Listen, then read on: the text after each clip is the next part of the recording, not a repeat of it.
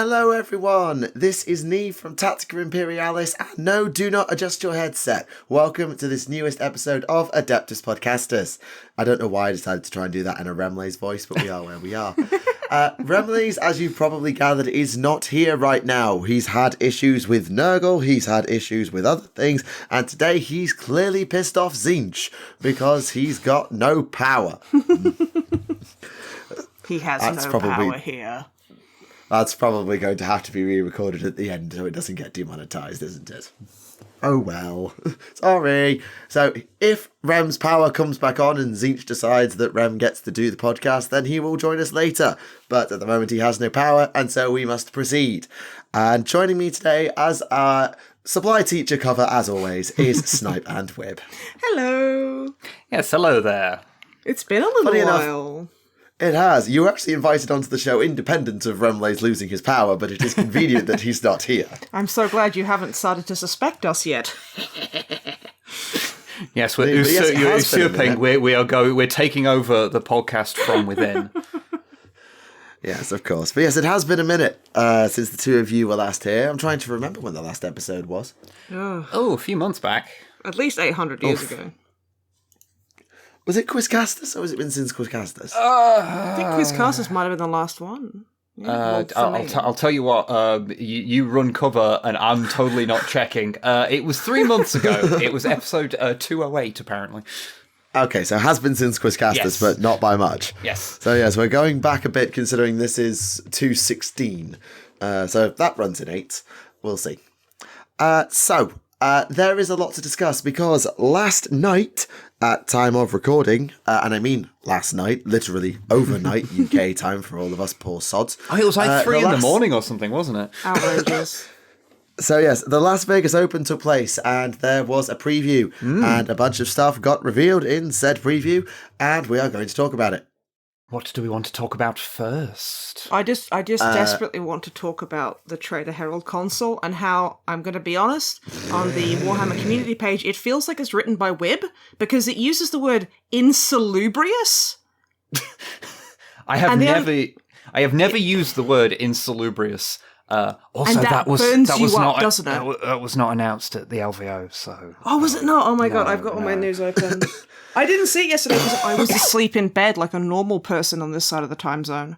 I was as well. I have a long-standing policy of I never ever watch announcement live streams for anything. Whether it's 40k or any other thing I'm into, I'm like, no, if I'm not going to go watch something in the middle of the night that's just advertising at me. If we had a baby, you would be in bed, you would not care. You'd want the Cliff Notes in the morning, that would be Exactly. Exactly. Yes, that was me. That was exactly me. Funny enough, though, I did watch a preview at 3 in the morning once because I was up feeding the baby at 3 in the morning. See, that's fine. Yeah, that's and also you got to learn them young. You know what I mean? You got to get them into the hobby young. Yes. Speaking of which, the gun drone is off on reconnaissance, so will not be joining us tonight. Just FYI, because I know the comments will be wondering why the noise is. So where we're actually going to start is we're going to start with the Emperor's Children army that they just revealed because it's absolutely insane. Yes. Absolutely. So we already saw Fulgrim. In 3 seconds, thoughts on Fulgrim, go. I like his pierced snussy. Oh, I'm sorry, Neve, you're okay? No, it's fine. I've been ill for a week or so, so it's fine. You. I say yes. Applause. Yes. Hand he's also clap getting emoji. a novel, apparently. The Perfect Son, which is definitely a Fulgrim-y thing to call a book. I think that might be an ironic title. I don't think so. To be fair, I absolutely love, he looks incredible. I love the face. The different heads look fantastic. Yeah, I did like how he has a wide range of faces that I've seen them used as a reaction sort of meme. I think that's quite fun. Yeah, Fulgrim's face is now a meme template. Yeah, I think that's how you know you've done a great sculpt, is if we immediately, as the community, adopt it as a meme. Yeah. You've done a good job, or you've done so terribly that it's amazing. Yeah, someone whose face will probably not become a meme is the new Lucius the Eternal. Oh, it looks so good. I will say, now I'm looking at it, like, I do like the mini, but I'm looking at it now, and I realise that his face looks far less like as previously described. Less Like the It's a whole lot less scarified, yeah. Yeah, because his after he got his nose broken by Loken, and he started like cutting himself whenever he like that got in a fight. Which I'm sorry. Look, Loken warned him. Okay, I'm gonna stop. He did. I'm gonna have an argument with myself about this. But yeah, that's a very different vibe to the face. Although, at the end of the day, like, the way Lucius like reconstitutes himself in other people's bodies, there's a million excuses as to why he might look different from incarnation that might to be a incarnation, brand new so- face. You just don't know. Yeah. I really like this model because I think the fluidity of like the whip movement and everything is incredible. It looks fantastic. I love the design of it. It looks fun. Absolutely. It doesn't look super over the top and messy. It's really good. I like it. Which, considering it's Slanesh, is an impressive statement to make. Yeah. It doesn't look over the top. Like It does, I also- but it doesn't. Yeah, is it just me? I know it's just... Yeah, it is just him. His armour is incredibly dark compared to everybody else's. It is, yeah. Because all the other Noise Marines and Emperor's Children in the entire article are black and pink, which is neither of the colours I would have put. I knew the Emperor's Children would have pink, but I assumed that the rest of the armour would be purple, not black.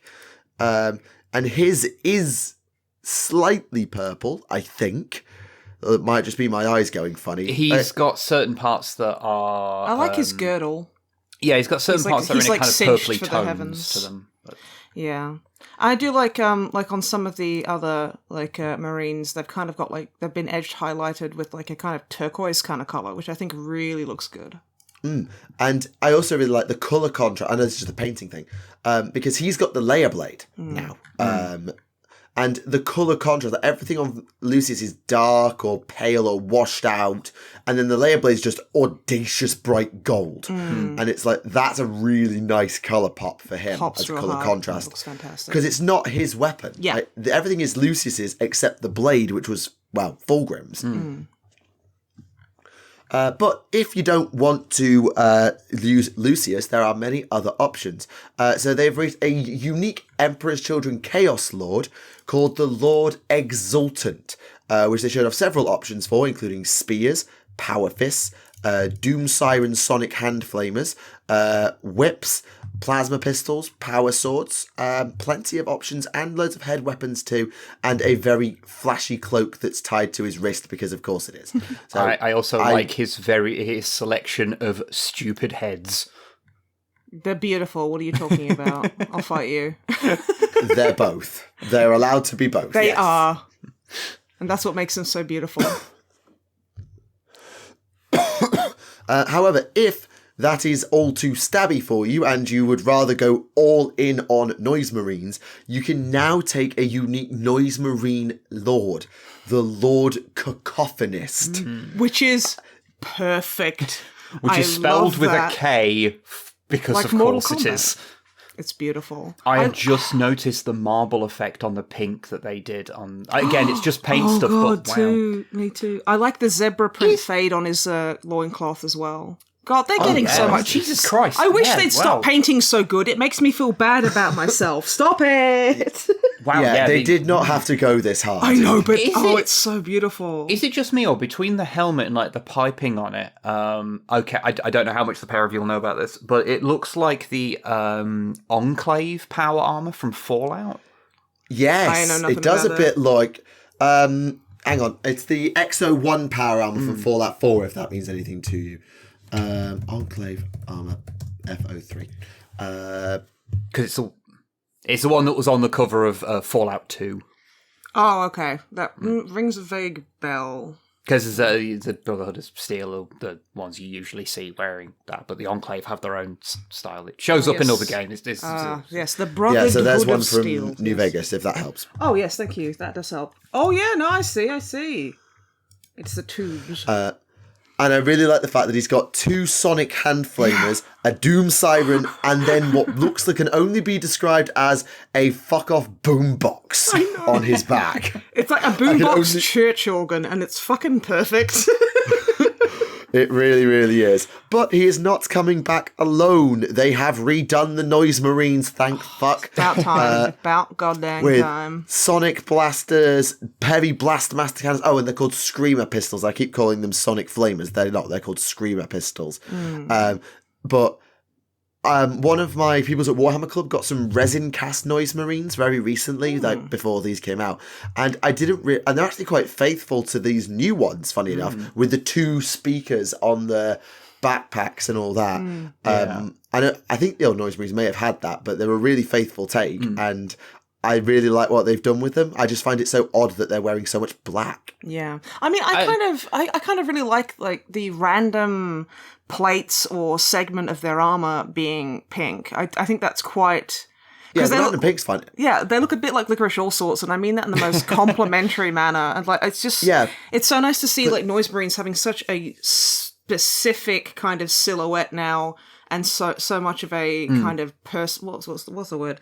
So much of a design that's more of their own. It's like they definitely have a certain aesthetic now, and I'm like, this looks fantastic, and I love it. Yes, please. Just to be clear, heavy black with pink accents is what like 40k era Noise Marines have been for a long time. It's just we haven't seen much of them recently because they haven't been given rules for a long time. Fair enough. It's just because when I think Emperor's Children, I don't think black, I think purple. They've basically Marines... never been purple in 40k. They've always been black and pink. Well, okay, except for like in first edition, but they've basically always been black and pink. The purple was purely a heresy thing. Although admittedly, I love them. I love modern day Emperor's Children in purple. You see it in the first Space Marine game. They have them in that, and that cemented in my head my ideal way of painting them, which is where you kind of mix the old and the new a bit. Yeah, and admittedly, I admit this is going to be one for the younger audience, but I get the feeling someone who doesn't know the Noise Marine law will say, is this commentary on how K-pop is just noise vomit because they're Blackpink? Oh, God, they're all like, sour candy, motherfucker! Yeah, because of me. I'm not even into K-pop. I'm just hip and with it. Neither am down I. with the kids, you know. Yeah, like, I would love it if that was the case. I'd love it and I'd hate it. But okay, yes. I hate to bring up the painting because obviously that doesn't actually matter to the painting does themselves. Look so good. But I do just want to point out on the sort of pale gold, like rose gold, on these Noise Marines, it's actually washed with pink. That looking at that, that's like a brass with a pink wash. That looks so good. That's really interesting. I would never have thought of doing that, but yeah, that it wouldn't work on everything. But with this, with the dominant, but they don't sell a pink wash, do they? Or did they sell? They probably watered down a contrast paint, like they do. They sell. There's pink contrast. But there isn't a pink shade. Doomfire or whatever it's called.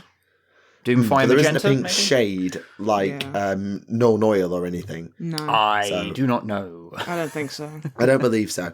However, if for some reason your Emperor's Children do not want to assault people with musical diarrhea, then you can instead wield normal Space Marines. And by normal, I mean they're completely edgy, but at least they don't wear speakers. But they do have the abs out, which I think is fantastic. So, yes, these are the flawless blades. Now, lore thing, the Palatine blades were Fulgrim's personal guard of sorts, back in the Great Crusade. And this is their sort of dark reflection. They're stimmed up to hell, but they're not possessed because they are too selfish to let themselves be shared by a demon, which is a really neat touch. I love that. Oh. And if you want just classic Space Marines, and honestly, these look like the most classic, like they look retro Chaos Space Marines. I love the way they look. You've got the Infractors, who are your melee Chaos Space Marines, and Tormentors, who are your Bolter Chaos Space Marines. So this gives a unique thing to Emperor's Children that none of the others have, which is it's not just, instead of giving them mortals or beastmen or something like that to supplement. So Nurgle's got Poxwalkers, Tzeentch has Zangor, Khorne has the Jackals. They're not seeming to have done that with the Emperor's Children. They're not giving them Slangor or anything like that as their core, like, chaff infantry. They're going pure Space Marine with them. I actually really quite like that decision. It makes it feel, because like I think a lot of the later, like a lot of the more modern day kind of like codices and stuff like that, I think it's just a bit too.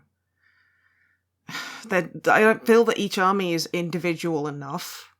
If that makes any sense. They're not Space Marine armies anymore. Yeah, and it's just like, so I mean, I understand fully like fluff wise and everything like that. Why you'd want like I have Jackals in my army, but like. Just like the idea of just them being a bit more specialist and doing a thing like that where it's all Space Marines, I'm like, I actually kind of dig that as like the way they do that.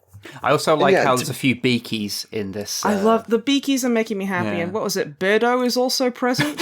Yeah, the one with that's cool. That's a bit of a Birdo snoot. One thing I do notice is that because they're not based on Primaris, they're obviously based on Firstborn style.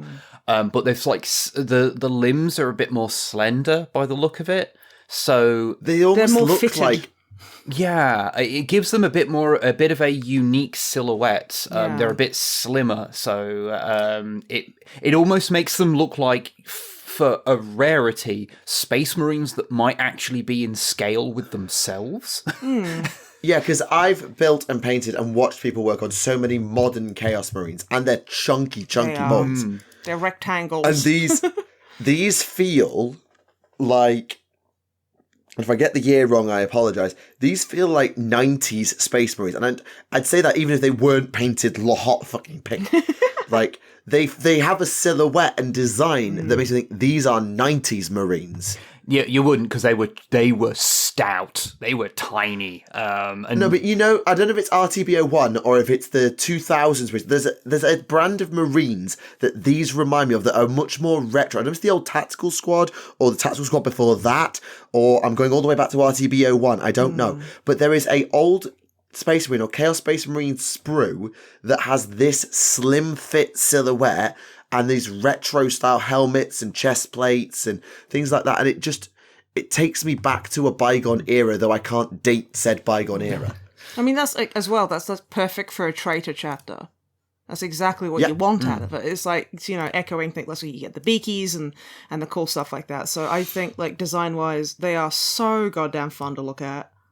They are so Absolutely. Cool. Oh, they're great. They're also getting an army box. As everyone does these days, apparently. Pretty sure I've got one somewhere. Which is one of the Lords, 20 of the dudes, and 12 Noise Marines. Honestly, I've been really impressed with like the combat patrols and stuff that GW have been putting out. Like I got my... This isn't one of them, but yeah. I know it's not one of them, but like, the big boxes of dudes. I think that's... I've been enjoying those. Especially because it's such a prohibitively expensive hobby. Yes. Oh, yes. I think what's interesting, though, is I would be curious as to whether they put the demons in, because there's demons on the cover of the Codex. So will they be putting demons in it? And there's demons in the army, like, mega picture up at the top of the article. You've got Sylaxi Hellbane at the back. There's a Keeper of Secrets at the back. There's Fiends at the back. They're hiding them, but they are there. So I wonder if maybe they're, like, wanting to rework them a little bit at some point, so they're not putting them front and center right now. Maybe. Also, I suppose it's just because they're showing off the Marines, so they're like, oh, you can use these, but they're way back there. I also notice, Terminators and stuff. I'm almost a little shocked that they can just use regular Terminators. And Helldrakes, apparently. Yeah, and Mauler Fiends. Yeah. Yeah, we'll be interested to see what the army list actually ends up looking like. Because I mean, if it was just the models revealed today, then it would be one of the tightest army lists you've ever seen. Oh yeah. Not that there's anything wrong with that, but I wish more. Most armies in 40k could do with half their codex getting ripped out. And when I say that, I mean most things should be like that, but Space Marines especially should have like 7/8 of their codex removed. Bit of bloat, you say? Yeah. And speaking of bloat, shall we do some Nurgle? Hey. Oh, heck yes. Oh, that was a good segue. That was a good one. That was smooth, powerful, So beautiful. this is the Lord of Poxes for the Death Guard. And this guy, and I do not say these things lightly. Whips dick. This guy goes hard. Yeah, He's I amazing. like this guy. I love his design. I love his gigantic rusty sword that's being held up by like leather straps. That's just, I don't know why. That's just super friggin' cool, and I don't know how to explain why I think it is super friggin' cool. It just is. This is a very me thing. I also really like how it's just become the standard for Death Guard to be using plasma weapons that are based off the Rogue Trader era plasma weapons. So they've got a more rounded. The muzzle's a bit rounded. Yeah, Yeah. It's really cool. Yeah, and I mean, the blade makes him look like a Dark Souls boss. I know. I'm He not really gonna does. lie. So good.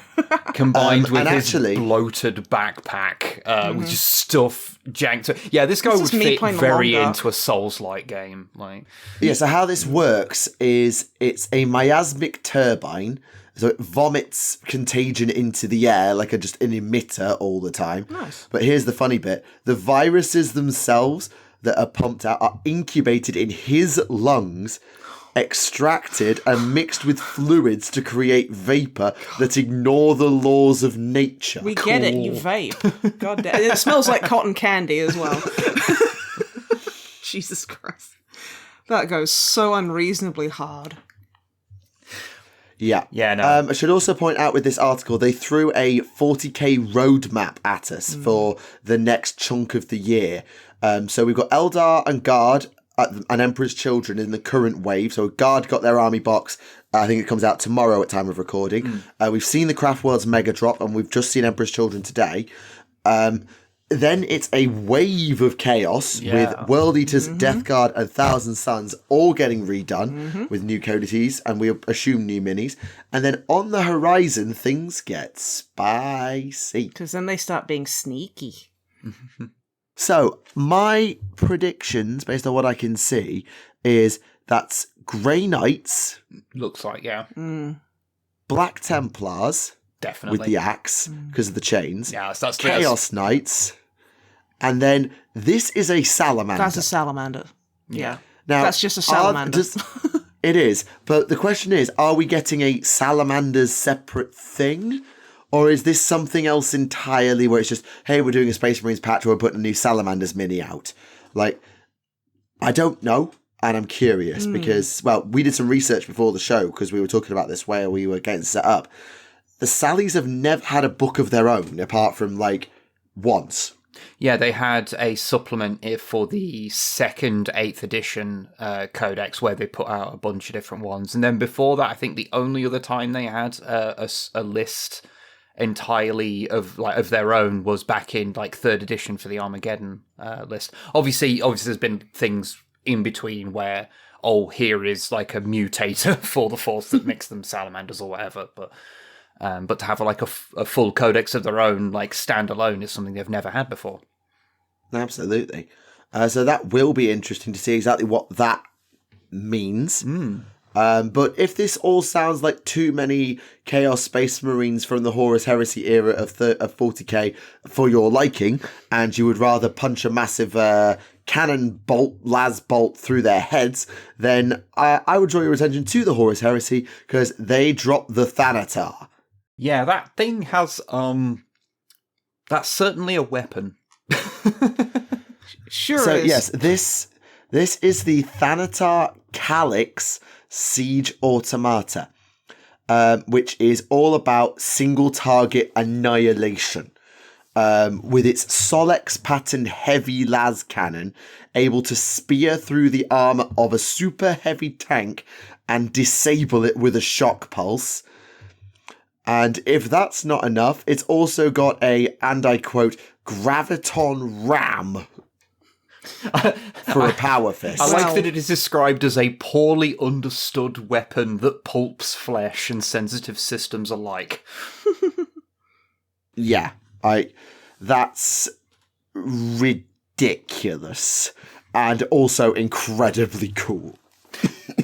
Yeah, I do like the various like Heresy era robots. They're a lot of fun.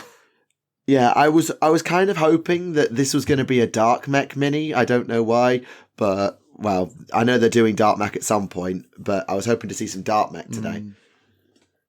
What you got some for Legions a little while ago. What more do you want? Well, they said everything from Legions was going into 30k, so I got my hopes a little bit up.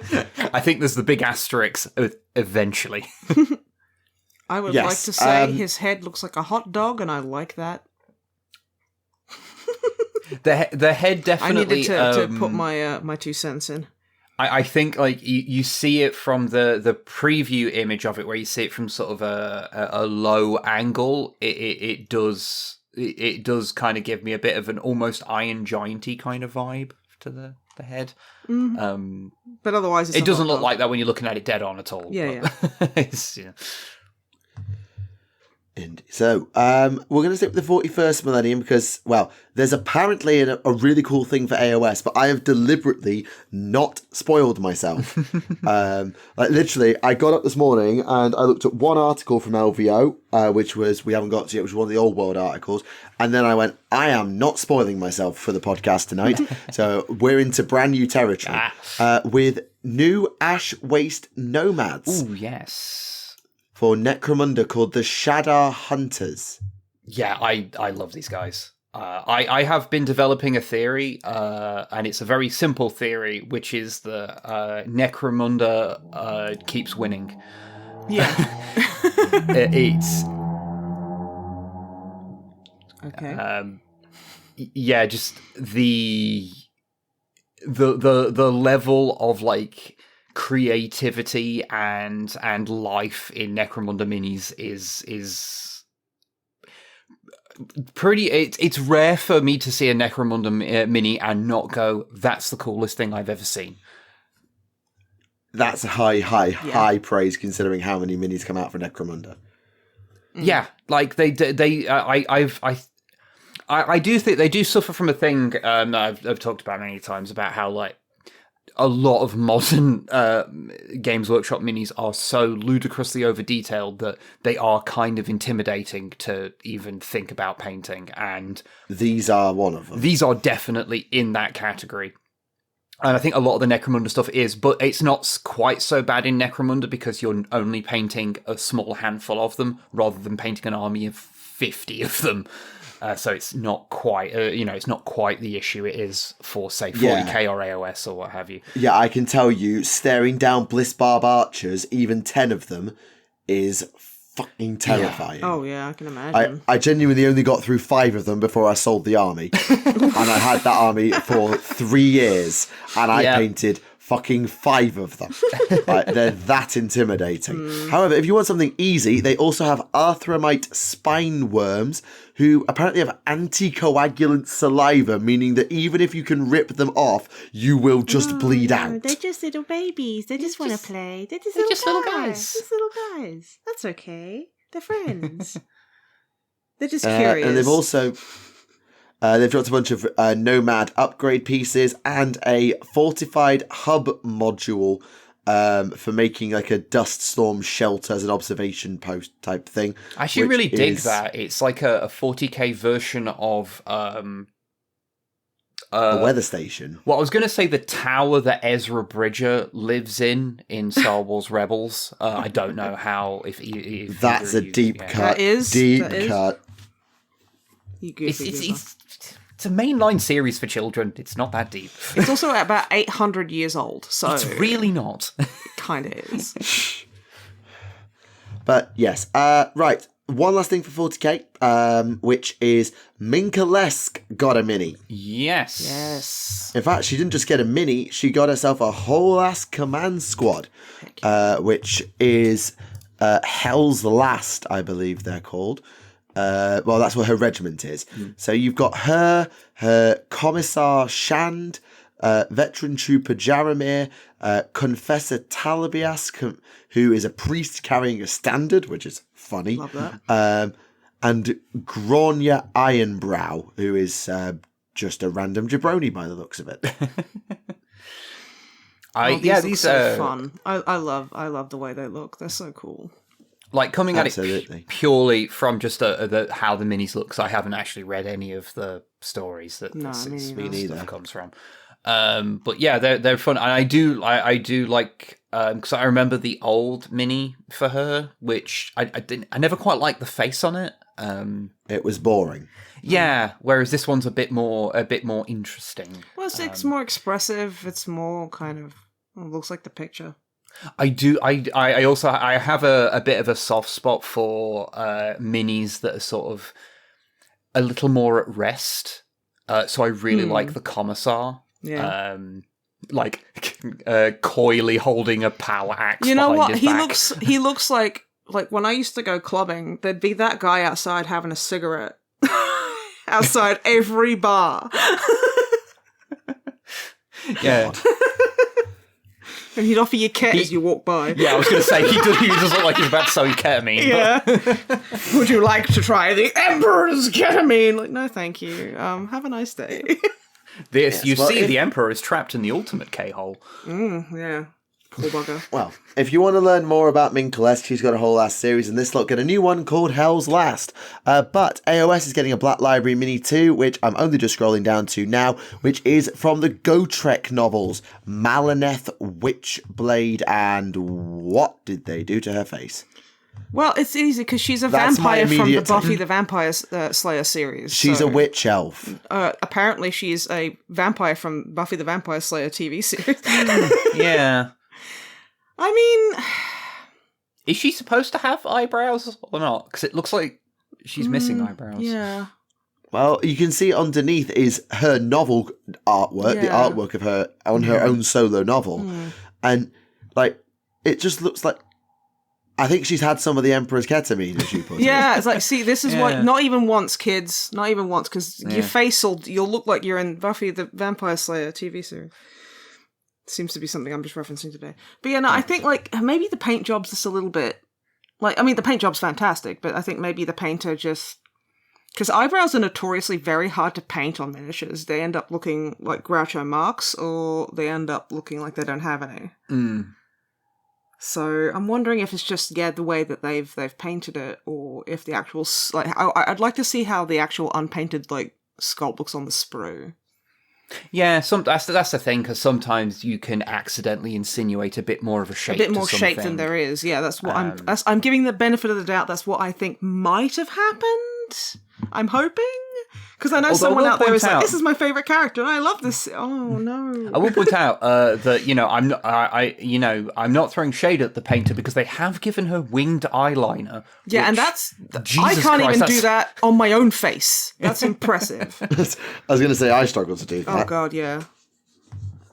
But no, I do think it's good. But, It's a good mini. I just don't know about that paint scheme. The face is a bit. And I don't mean paint job. I just mean paint scheme. Yeah, it does look a bit. Kind of all blends together a bit. It does a bit. It bit more vibrant. Wouldn't go on this. I'm going to be honest. That's the skin tone I would paint a dead walker zombie. Yeah, she's a bit pale. A bit pallid, I think is the term. Not even pallid. Like, all witch elves are pallid, but she looks dead. Yeah. Which, okay, maybe she's cooked a long time without a bath in some blood. Maybe. Maybe. But if you want something that is actually dead, then may I draw your attention to the one thing I've been told is amazing but have not spoiled myself on. Ooh. The Soulblight Gravelords Barrow Kingdoms. Yeah, they're pretty fun. Honestly, they are fantasy AF. They look fantastic. I have a real fondness for armies of animated skeletons. I think it's just that my brain goes back to Jason the big Argonauts. I was thinking of Army of Darkness. I got a bone to pick with you. Skeletons marching into battle, playing flutes made of femurs. Angry dooting. Yeah, we love to see it. We love to see it. I think there's a certain mischievous energy to a skeleton army, and I approve. I really like the first thing in the article, the White King. I think he's really fun. I like his horse. Yeah, I like it how the horses are also skeletons. Yes. Because horse And skeletons I are think- nightmarish. If you look at a horse's skull, they're scary. Yeah. So it looks very well. And I have to say, I give them credit because, like, Soulblight Gravelords is such a disparate army where you've got vampires and zombies and skeletons. And, like, they did a lot of vampiric stuff last time round with the new Blood Knights, still amazing minis, and many others. But this time they've gone in all in the death rattle side of things. And yeah, the White King on Skeletal Steed, it fucks. It fucks hard. It looks so good. Yeah, no. It reminds me of, and maybe this is just me, like a Mongol war chief. Maybe it's just the hat. And the might just be the furs, I hat. think, as well, really sell that, yeah. Yeah, I do. I will say, I think it is the ultimate statement about like what we're talking about Games Workshop managing to overcomplicate everything. Is that like they managed to make an army of skeletons be hard to paint skeletons, the archetypical easy unit to paint because you just have to paint them white and then put a wash over them and they're done. Can I just have a moment to talk about the the White King's environmental storytelling here? I like it how he's got all these really cool like charms and bits of jewelry in his fur. And you can see that he's like obviously in the stable he was like, you know what? I love my horse. I love my bone horse. He's great. And he's tried to put them in his tail and he's just fucked it up. It looks like a mess. It's awful. But he's tried his hardest to like let his horse have a bit of the same kind of drip. And I respect that. Look, it's really hard to do fine motor control when you don't have tendons anymore. No, I'm saying I couldn't do any better if I didn't have muscles or anything. That's really impressive. Yeah, absolutely. But obviously the White King has not come alone. The Barrow Guard are, well, sort of as to skeleton warriors what storm vermin are to Skaven clan rats. Much harder to paint. Sorry. I'm glad you did it, not me, because I was like on the verge. I was like, I can't hear the term skeleton warriors without that I was theme going literally off in my head. vibrating in my chair, being like, don't do it. Don't do it. I you know, saying about that, I actually think I do really love about these guys, and like I think the undead of Warhammer Fantasy in general have always had this thing. They're very toyetic. They always remind me of like action figures from the late 80s, early mid 90s, like sort of time, that sort of stretch. So yeah, your skeleton warriors, your mummies alive. Biker Meister no, that's the wrong one. Well, I mean, that kind of era of toy, yes. I know what you mean. Even as a big Masters of the Universe thing, I say as one of my many projects I've got on the go is painting a bunch of like late 90s Chaos Warriors in the colour of Skeletor for some reason. Because it fucks. Next question. But yes, the Barrow Guard, whilst they will be annoying to paint, even for, well, anyone, because verdigris rusted armour will be horrible. But it looks so good. It does. And the new Barrow Knights, the Skeleton Horsemen redo. They're good. They're real good. I like the one with his really big duty horn. It's like, okay, how are you gonna blow that, Boney? You don't have lungs. I'm being insensitive, but like I am kind of like it looks like from the preview that he's looking in the mouth hole going, how the fuck? It's fine, he just screams into it. Yeah, like the Barrow Skeletor noise. Like the Barrow Guard at least had the sense to give their musicians a drum. Yeah, that makes sense. And even a guitar, it would be tricky to play with bone fingers, but you could play a horn. Why don't any of them do the obvious thing and have the musician in the group have a xylophone? That's the obvious skeleton music. And the xylophone is ribs. His own ribs. Yeah, GW, honestly, hire me, you cowards. I'm amazing. You can have that one. GW, you can't have that one for free. Pay me. And then they play spooky, scary skeletons on their ribcage. No one has made that joke before. I'm very confident that no one has. So, yeah. Just going to put that out there. And, well, keep scrolling, because they redid Prince Vordry and the new zombie dragon, and holy this fucks. This is fucking intense. This goes so hard. The zombie dragon, absolutely. Dude on it with the bloody armor, and love it. Perfect. Vampire face, love it. It looks So beautiful. I like my zombie dragons. I like how even the zombie dragon's tongue is decomposing. I know, it's so cool. Such a good little bit of attention to detail. This is my problem. I have this two thing where I'm like, the minis are too complicated, then I see a ludicrously complicated one, and I'm Neuron like, activation. oh yeah, but it's really pretty. I'm sad Remlaze isn't here because I'm sure you know how annoyed he got at the Tomb King's dragon and its stupid bone wings that don't fly.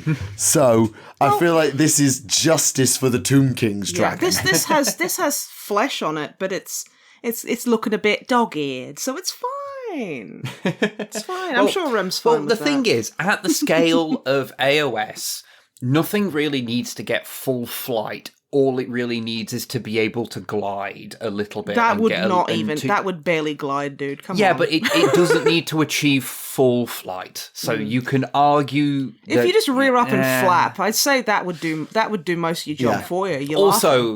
Also, it's magic. I know. And speaking of magic and dragons, this dragon is not just a dragon. This dragon is a Draconith. Now, that might mean nothing to people who don't know their Stormcast lore. I do not, so please elucidate. So, you know Krondys and Karazai, the massive Stormcast dragons? The smug-looking ones. Oh, is it like they've basically been zombified to work for the bad guy? So Shordemare, whose Vodrai is riding, is a Draconith who tried to create an empire against Krondys and Karazai and tried to restore the dragons killed by Kragnos, because Kragnos nearly wiped the Draconith out. Krondys, that's the smug one, interrupted the ritual because he's magical and made him undead. So now Nagash has Shordemare and has allowed him to resurrect Revenant Draconiths. We can't call them zombie dragons anymore. Oh, okay. Revenant Draconiths. So then you can actually take Vodrai, but if you don't want Vodrai, you can just take a full-on ass, like, Krondys but a zombie. That is so cool. And I love the, is that a different head with the eyes? Or? Yes. Because, the eyeless sockets look so much cooler. That looks so damn good. Agreed. And we're not even done. Vampire Lord on Nightmare. The motion in this mini. It looks like an old heavy metal cover from like the late 70s, 80s. And that is the highest praise. Yes, and you remember the stupid Vampire Lord who had bat hair? Mm-hmm. Yes. She should be here. Yes. A damn shame. Like this one should have the bat hair, not the one who had the crazy hair from like 2, 3, 4, 5 years ago. I will say the hair's the one part I don't, but it feels a little It looks like a bunch of to snakes or wood. But it's... I know what you mean, but it's the movement. Yeah, the movement is gorgeous. Like there's a directional line of like just rearing up. That looks so cool. Even the horse is like fully into it. Like, it's so good. I also appreciate the two skeletons on the base who are just having a whale of a time. Picture. I think that's the thing, because the human skeleton inherently has like a kind of faint smile. I think that's what I was talking about, skeleton armies having an inherent like mischievous energy. I think that's really where it comes from. So you like put a couple of skeletons on the base and they're just like, hey guys! And that's just kind of they talk like the Fonz apparently. Yeah, for some reason. That's actually really cool. Yeah. They're also getting their spearhead confirmed is a White King, Barrow Guard, 20 Death Rattle Skellies, who apparently are getting a all-new, easy-to-build skeleton kit, but it follows the aesthetic of the previous one, as well as some Barrow Knights. Yeah, Barrow Knights, the new Knights. And below, they also lay out the roadmap for AOS. So we've got Oryx at the moment, Gloomspite with the Doom Diver and everything will be soon. Soulblight have been revealed today. And then coming up is Ideneth. Fuck yeah. Hell yeah. Nighthaunt. That will look cool, I'm sure. And then Khorne, Caradron, and it's either Kane or it's Umbraneth. I see a little bit of a wing. That's a bat. Yeah. Like, it's either Marathian, the Daughters of Cain, because bats, or they're finally doing Umbraneth because we know that the Shadow Demons can have bat wings. So it's one or the other. And I as a Daughters player and someone who wants to see what Malerian looks like, I'm happy with either. Oh, yeah. Interesting to see what they do for the That's cool. Every time I see Nighthorn, though, I think this looks cool. And then I just forget about it. I know what you mean. Yeah. I saw, speaking of like undead AOS, I saw in... I was in a game store the other day, and I saw that someone had painted a Gothizzar Harvester with red armor. Oh, yeah, it's on the cover of the most recent White Wolf. There we go. It looked incredible. I'm like, why? I was going to paint mine purple like a fucking moron. Now I got to paint it red. You did paint yours purple. Like a moron! And now I got to paint it red. God dang it. Yes. Well, let's go in the other direction. Let's go back to a time before all these things were undead, because they did 2 separate old world drops. Yes. So this is the one article I did spoil myself on prior to the show. I can understand why. Because High Elves were my army back in Fantasy, and Lumineth were a thing until I sold mine. So... they are doing a ton for the High Elves. I'll be very, very fast. The first is the Lord of Crace, who basically looks like he belongs in the Adeptus Custodes, but that's beside the point. Yeah. Thank you for saying that name out loud, because I was looking at that and having not read it before myself, not being Shiraz, like an wine. old world guy. I was like, how am I supposed to pronounce that? I believe it's Crace. Yeah. I've never heard it said out loud, but I've always said Crace. Yeah, okay. You've then got Ishaya Ves, not Ishya Ves. It's your vest. Ishaya Ves. The Sentinel of the Silent Isle. She has a trident. Pretty dope. So it makes a great Lothern Sea Guard hero, which is really, really cool. That one looks I think like the old world stuff, because obviously a lot of it is just from like back in the day. It all kind of fits together in sort of an aesthetic. This is one of the few ones where I look at it and I go, that feels like an AOS model on on an old square base. Like, I think it's I know what you mean. I think it's because it's got a much more naturalistic movement to it in its pose, which the old stuff, because there's obviously like you got metal minis and stuff, there wasn't quite the freedom to do some of this. No, absolutely, and also rank and file. Yeah, so like stuff like this, you're like, oh no, if it, I mean, to be fair, a lot there's like some old minis again I've been putting together, like a late 90s Chaos Knights, and those things nigh impossible to get them to fit inside their regiments because of everything. Witch elves. Yeah, like some of them were just nightmares for it. But yeah, yes, no, I just thought is very cool. They've also redone the Illyrian Reavers. So they've basically done a full Island of Blood update where they brought back Lothern Seaguard and Swordmasters of Hoeth, but they've actually redone the Illyrian Reavers for some reason. And it says they are heavily influenced by the Island of Blood set, and they are, trust me. But they've added in standard bearers and musicians and all the things that Illyrian Reavers are supposed to have, and yeah, they're good light skirmish cav. Cool. They're bringing back the dragon, obviously. Not a zombie dragon, though. No, a proper dragon. Oh, but there is a weird little guy on the base. There is a weird little guy, little kobold. We've got the Phoenix is back, the Lord, the Mage, and the Sword, the Lawmaster of Hoeth are back. He's got no a surprises jellyfish. to any of. That's cool. Yep. Okay. He really does just have a jellyfish, doesn't he? I know it's supposed to be like a spell he's casting, but I'm like, that's a jellyfish, mate. What are you fucking doing? Yeah. The Dragon Princes are back. Trust me, I love and hate this kit because, my God, building it as a 14-year-old was, and painting it as a 14-year-old, hell. Yeah. And the one kit that's come back that I really thought they would remaster, the Silver Helms are back. And the reason I thought they would remaster them is, one, they are really showing their age more than anything else in the High Elf range. And two, the reins are actually a full-on block of plastic. They're not like modern reins. There's actually a full-on block of plastic between the two reins to make it look like reins. They just painted it black to make it look like a void when it's actually reins. I really thought if there was one kit they were going to redo for High Elves, it would be Silver Helms. I really did. And I'm glad to see new Illyrian Reavers. I'm not complaining, but I've been quite happy to bring back the Island of Blood ones and redo Silver Helms in their place. Yeah, that is a bit. I think that is something. Cause I was going to mention that because there's some stuff at the bottom of this this article. I was sort of going to bring it up, but this is a convenient time. One thing I do find Old World a little fascinating because, like, you know, I'm a person that quite often will run like an army that's got modern miniatures and very old miniatures next to each other, and there's always a bit of a weird disconnect between those. But I find Old World fascinating because they are releasing kits as new, but because they come from like quite a wide swathe of time. Some of them are new and have like modern design like design sensibilities.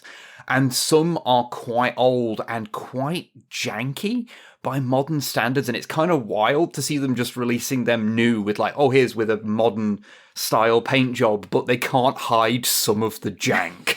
Like, yeah, absolutely. I mean, like the Lothar Sea Guard, the Swordmaster of Hoeth are 2010.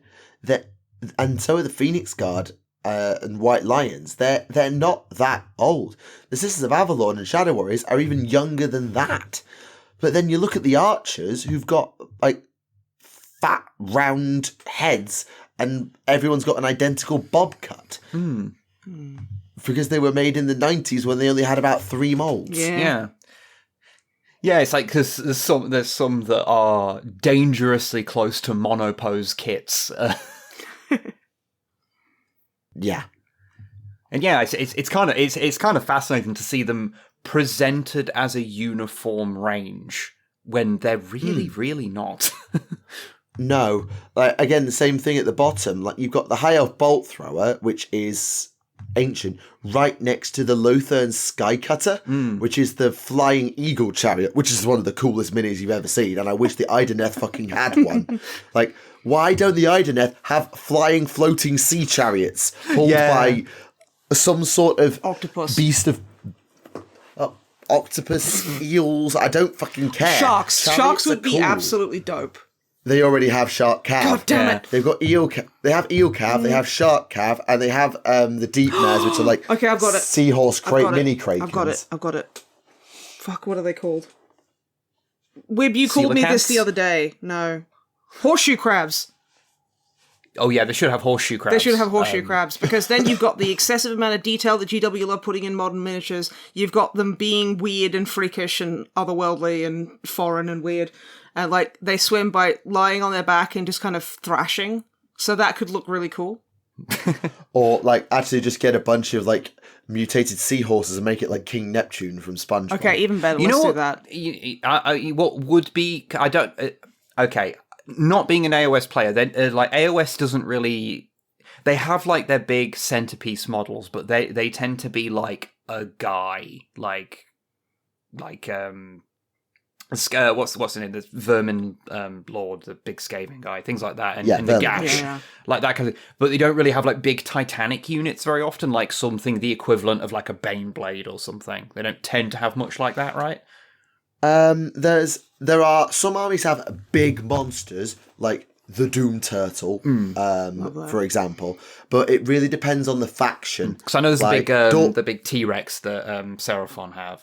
Or had, I don't know. Yeah, the Carnosaur is the thing. Yeah. The Mega T-Rex, no, but the Carnosaur is still a thing. Yeah. The Stegodon is still a thing. But I was thinking like Kane, it's just Marathi. Yeah, I was thinking like what could be a really fun one for Ideneth is to have an actual whale. Oh, that'd be cool. We've got giant turtles. Yeah. I don't know, just having something the way you drop down like 2 foot of resin and it's just like, this is just a blue whale. Yeah, it's basically the equivalent of the AOS Thunderhawk at that point. Yeah, exactly. Although, I've just thought it Orca chariots. Oh, yeah. That would be so cool, especially because they're also super, like, not only are they super smart, they're super vicious as well. Oh, yeah. That'd work thematically perfectly. Yeah, that GW, when you drop Ideneth, that's what I'm looking for. Get on, so anyway, they're also bringing back a mini that I full-on forgot existed. The Handmaiden of the Everqueen. Genuinely, I forgot this mini fucking existed because I think it's an End Times mini. I genuinely forgot it was a thing. I do not believe until I saw this article, I had ever seen this mini in my life. So. Yeah, me neither. I have seen it. I remember there is a recessive memory locked in a tiny vault in my brain that remembers seeing her in a White Dwarf article. Like, back in the days when White Dwarf, at the start of White Dwarf, used to list every mini going on sale that month with the prices. Yeah. Like, she's that old. But I vaguely remember her. And that's the only place I've ever seen her before. I love the old school kind of styles because it just looks like the Golden Axe like character select screen. And again, I mean that as such a compliment. That's so fun. There is something to hand sculpted minis as opposed to like computer sculpted ones. It's not to say that one is better than the other because like, you know, what one is obviously capable of much cleaner detail. And we've been fawning over so many modern looking miniatures, but I don't know, there's something very pleasing to me about an old hand sculpted mini. And speaking of newer minis, there's a new Beastman Bray Shaman. This is what Beasts of Chaos died for, guys. So just remember, Beasts of Chaos and AOS died for this. It's a blind Bray Shaman who carries a stick of tree bigger than he is. I like his friend, never though. Skip arm day. I like his friend because I feel very seen by the piece. Honestly, that's basically what my my avatar on Discord is right now. The blue glowing eyes and everything. So obviously I approve. Yeah. To be fair, it's a cool mini. It is a very cool mini. And we know that Beastmen and Wood Elves are the next sort of antagonistic pair because he talks about how he marshalled the Beastmen against Athel Loren. And he actually reveals below that Beastmen and Wood Elves are coming after High Elves, and then there's just a gap. So there is more on the way. It's so embarrassing they forgot to put the image in. Oh, come on, GW. Terrible, really. Right, and now we are done with LVO, and it only took us an hour. Well, I'd say considering we skimmed a little bit, that was pretty good. Now you can talk about that console. Finally, okay. Love him. He's my new boyfriend, and I love him. There we go. That's all I wanted to say. Is that the Chaos one? Oh, well, say Chaos, the traitor one. Yes. Obviously. They revealed both the Loyalist and the Traitor one in the past cycle, so you can talk about both. They are both very, very cool. I like how because like both of them, I think, are a little understated. Yeah, it's quite refreshing to see them kind of just standing up on their own, I guess.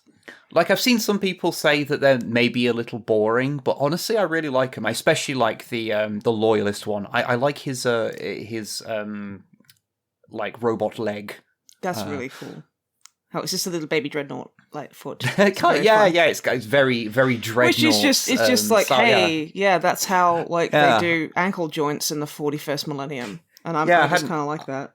Yeah, honestly, I hadn't noticed the similarity. Yeah, but yeah, it is just a if little I know leg. about anything in 40k, it's about fucking dreadnoughts. Don't worry. But yeah, I definitely did see the same thing of this is one of the minis of all time, and they are very understated. I do really like it. I mean, it's one of those where it's like they're supposed to be the standard bearers of the herald of their Primarch, carrying truly important artifacts, and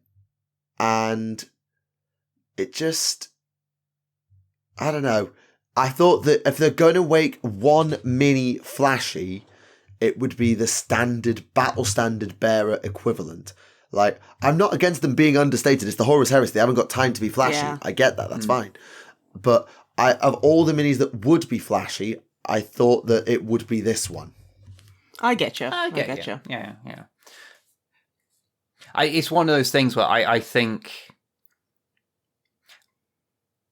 I think given the there's a lot of the Horus Heresy like character miniatures that are very Well, some of them just straight up look like they took a John Blanche piece of art and just made it into a miniature, taking across every element of it, not just a vibe, like the whole thing.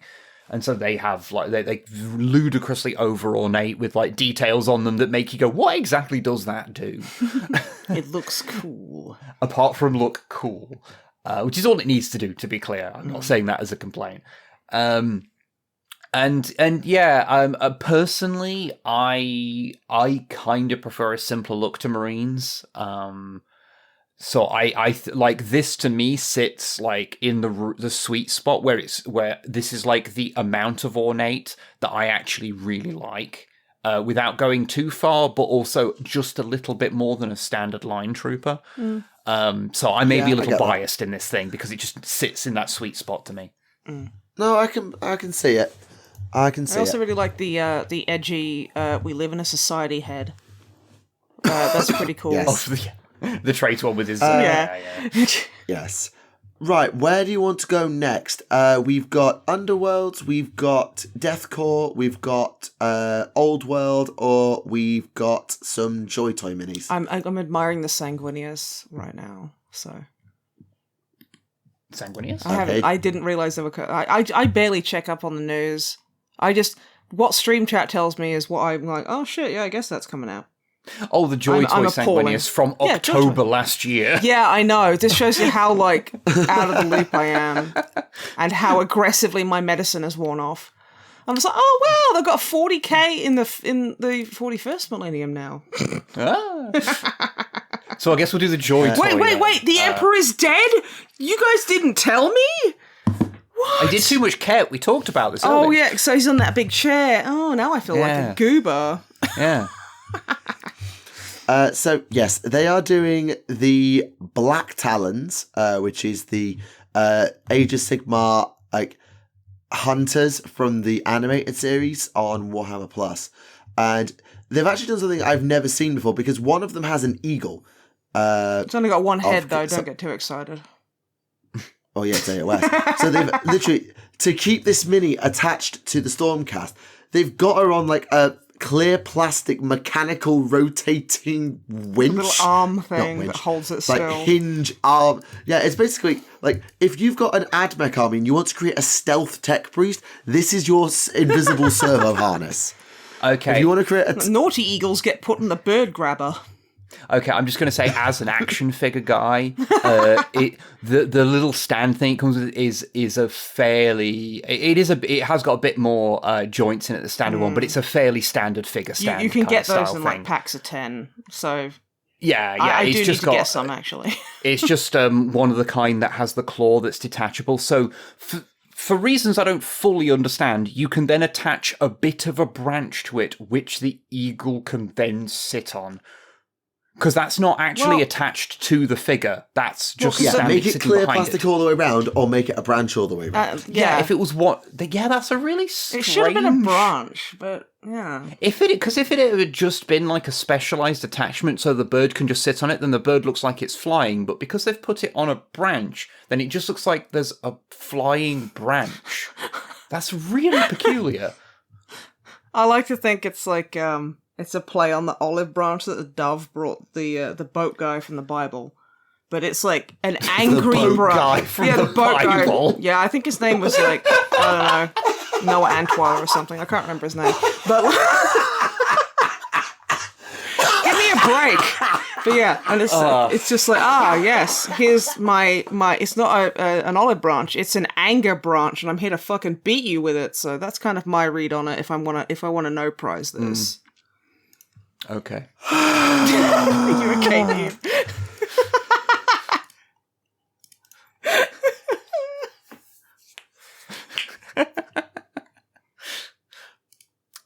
But these look fun. They look good. And Joy Toy figures, from the ones I've messed with, are actually very good action figures.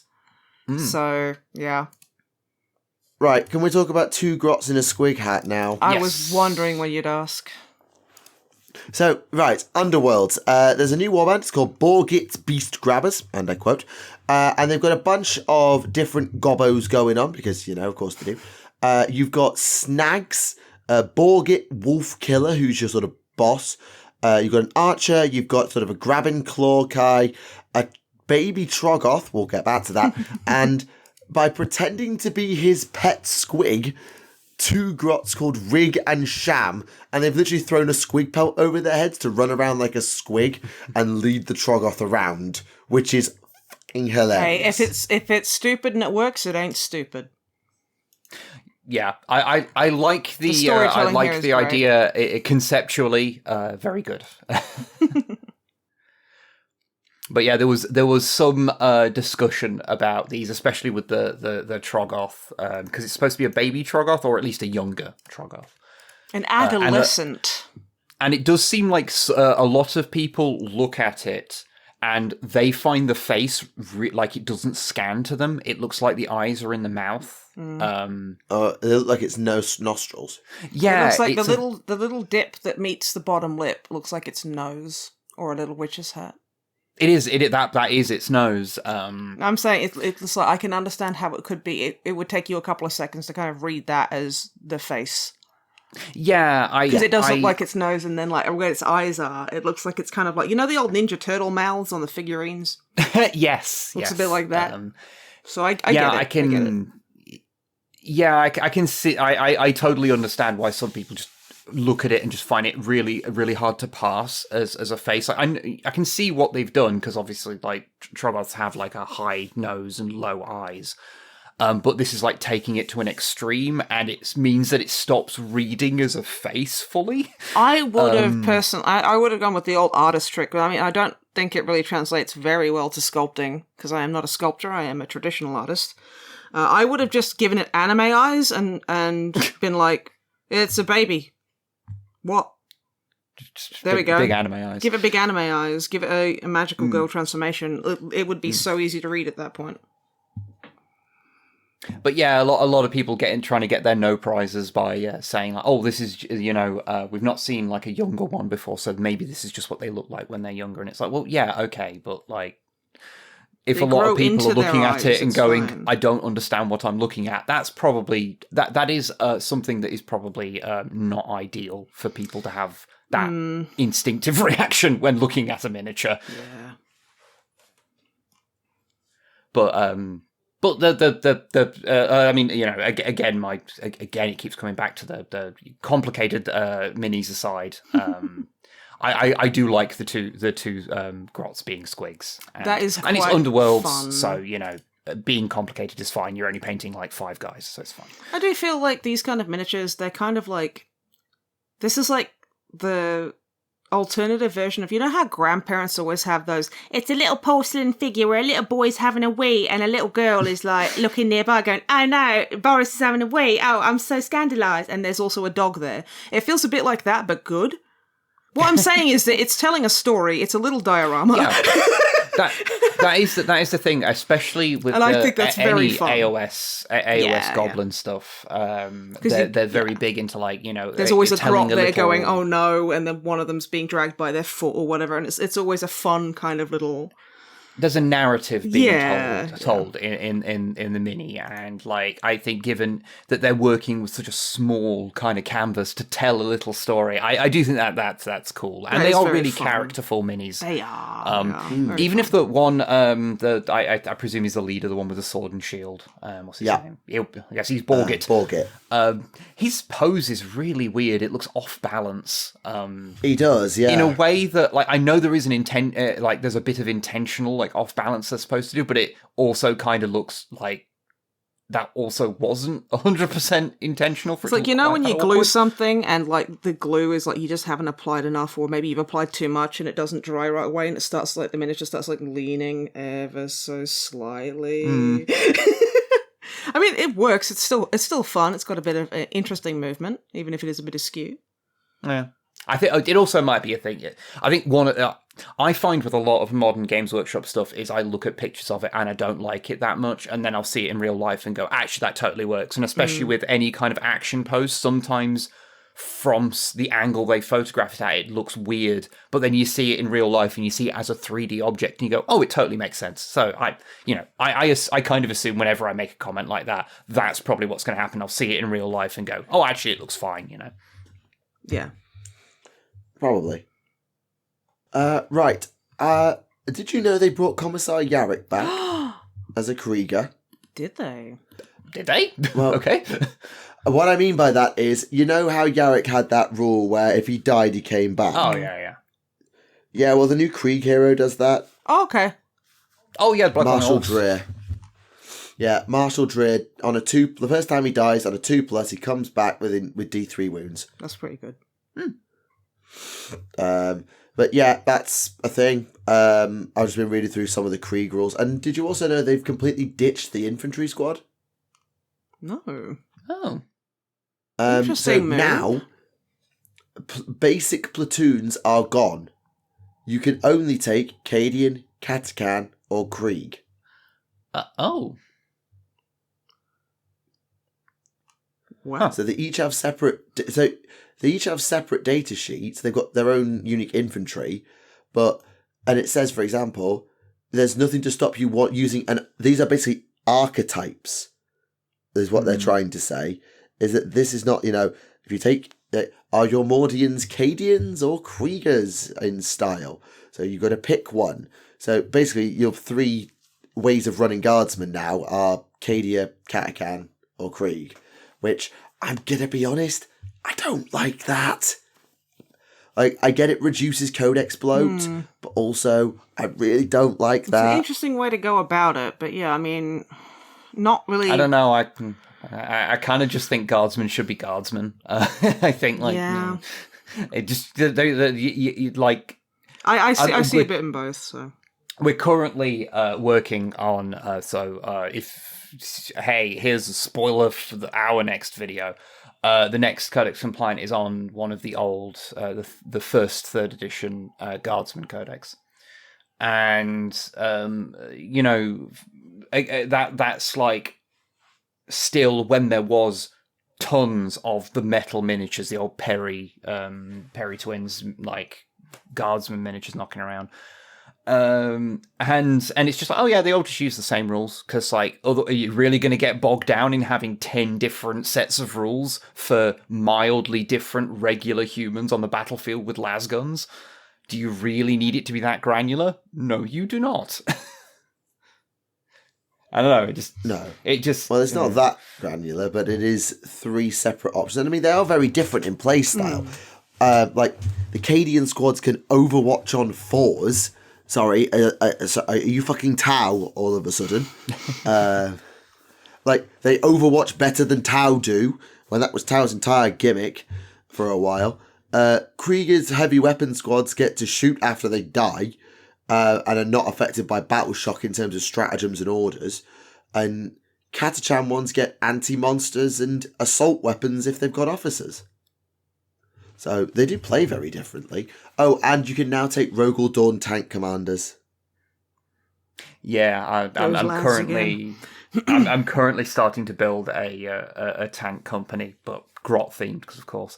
And yeah, I've just made my, before I realized that I started doing this. I got it at Christmas. I started doing this right before a new codex was coming out. I was like, oh yeah, that's probably a mistake. But I've got something that will be my tank commander in it as a Leman Russ, and I'm waiting to see. Oh, is it going to only be Rogel Dawn tank commanders now? It'll be Dawn and Russ, I suspect. Yeah, I would suspect they'll keep the Russes, especially because there was an image on Warhammer Community showing a Russ tank commander, because it was like a sea of like Cadian looking tanks, and then one black Russ.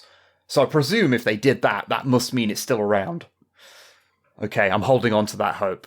I mean, I worst case scenario, I have to buy a Dawn tank. Oh no, woe is me. Yeah, you'd hate that. I'd hate that. I'd hate having to buy and customize a complicated tank with lots of weapon options. Oh, it'd be terrible. I'd have to magnetize it. I'd be so bored. Don't act as if that's your favorite thing in the world. We all know that you hate that. Yeah. But yeah, it is. I find it so fascinating how Krieg has just become one of the main types of guardsmen, considering that it wasn't that long ago that Krieg were, this guy's got a Deathcore, a Krieg army. Yeah, he spent thousands on a Forge World. Where it was like everyone in every friend group's like, oh, I can't wait to get a Krieg army. That's my ideal army. It's so good. They've got gas masks in it. And you're like, yeah, I guess that's pretty cool. Yeah, it was. There was a kind of shine to them that I don't. It's why they've made them into a mainline army, obviously, because people liked them so much. But it's I just find that kind of interesting how they went from the sort of not obscure, but like forced to be more obscure than they really were because no fucker could afford to actually collect an army. Yeah, they're a lot more obtainable nowadays. Yeah. Yeah, it's like if Space Marines suddenly made Red Scorpions a main focus chapter. Yeah. It's like, or Carcharodons, or Minotaurs. It's like that in similarity. Or, I'm sure there's another one that's like... Well, like if suddenly we had Elysian drop troopers everywhere. I know Tempestus Scions exist for a fucking reason, but my god, I would have loved if the Grotmus detachment was Elysian drop troops, that like playing cool. Tempestus, like a Militarum Tempestus, where you weren't playing as the Militarum Tempestus, you were playing as Elysia. Yeah, that would have been fun. That would have been fun. That would have fucked. Did you have what was the Orc detachment again? Didn't it? Was it? It didn't contain Grots, so I didn't care. That's yes, I was trying to remember. Did it contain Grots? Why? They did Grotmas, and they didn't do a Grot Rebellion themed like Orc detachment. No, but they did release a thing for. What was it? They released a news thing for Guardsmen, and then they're like 2 months later going, haha, guess what? Out of date. Yeah, I've heard the Scions that already won't function properly with the new codex, so that's cool. Like, you goofy goobers. Yeah, that's bad. Right, one last mini. I promise, we're almost done. And that mini is Old World, Britannia. They made a fancy posh bloke with a dragon hat and an axe. I've seen this man at every cosplay convention. This is Sir Cecile Gaston, the Worm Slayer. And yes, I will keep up the French accent because why? To be fair, it's one of the best I've heard, so please. Yes, so the dragon hide cloak confers the durability of the former runner on Gaston, protecting him from fire and armor-piercing attacks, whilst his magic axe Sorrow's End.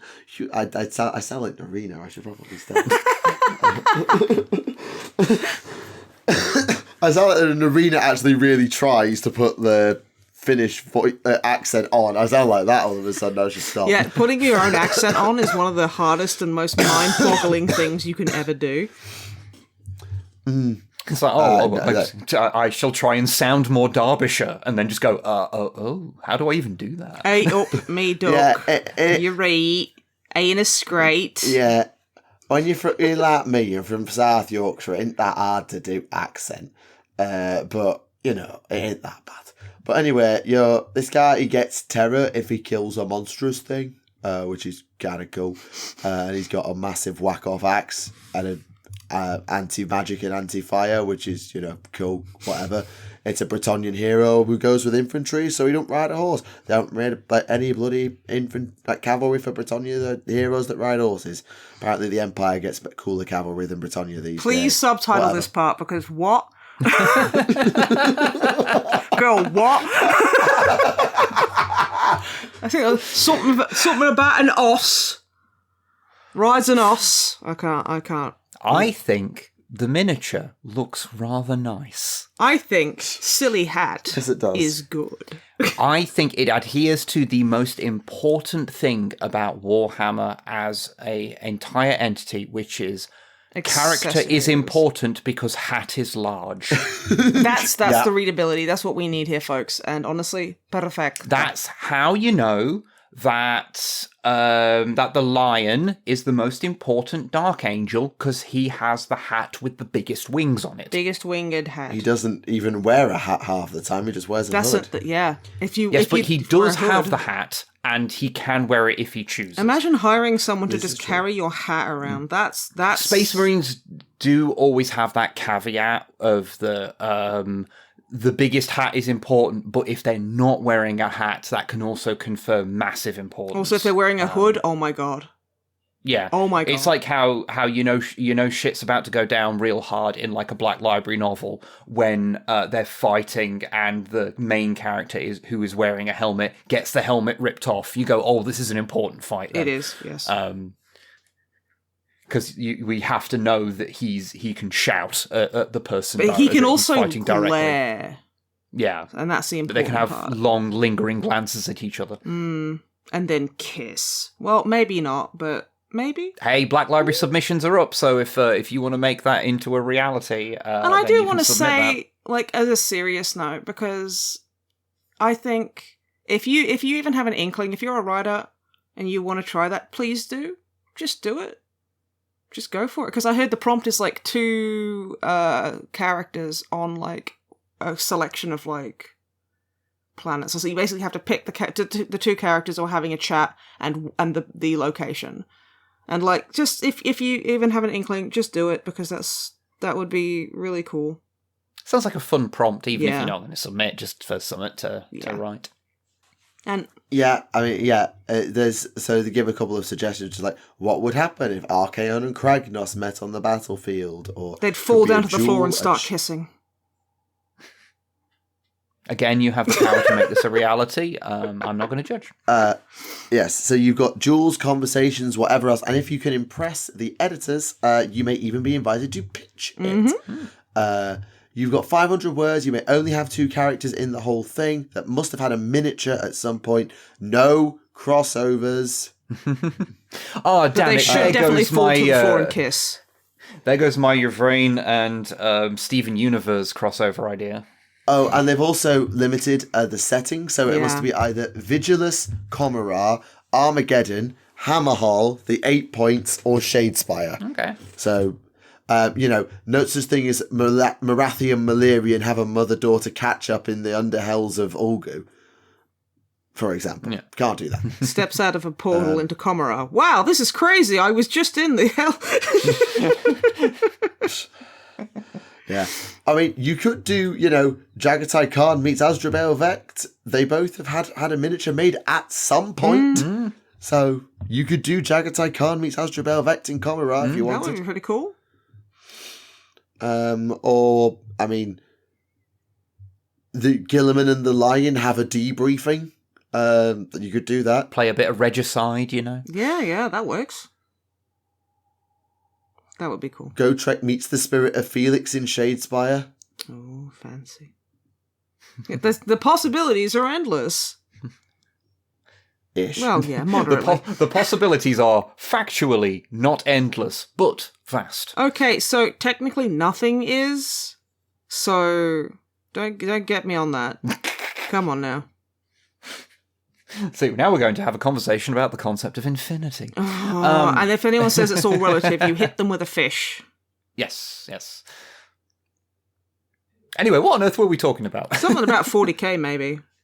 Big dragon hat. Probably. Yes. This is normally the part where I talk books, but I'm going to be honest. I started the Wraithbone Phoenix. I read the introductory chapter. That's one of the crime novels, by the way. The Rattling and Ogrin one. I read chapter 1 and have not had time to pick it up in a week and a half. So I pretty much have nothing to report, which is frustrating. Because, well, there's plenty of books I need to get round to. Like Dawn of Fire book 9, because they Dawn of Fire book 8, because they've announced book 9. I need to kind of get round to that. I mean, and a bunch of others as well. I can tell you about the book I'm reading, but it's not a Warhammer book. Because I am reading. I have this habit of buying like old sci-fi novels, like the little short ones. This is the one I bought you. And I bought one based wholly on the fact that it was called The Terror Cubes. Oh, yeah. Because when you find a book called The Terror Cubes, you really only have one choice. And I was slightly upset to realise once I got it home, after spending a whole, like, £2.50 on it, that it was, in fact, not as old as I thought. It was from the 80s and not like a 60s, 70s book, which is what I normally go for. And it's actually a kid's, like, sci-fi book. And it is a bit more aimed younger, and it's quite badly written as well. Excellent. A children's book does not have to be badly written, and it's in fact better if it is not badly written. This one just happens to be badly written.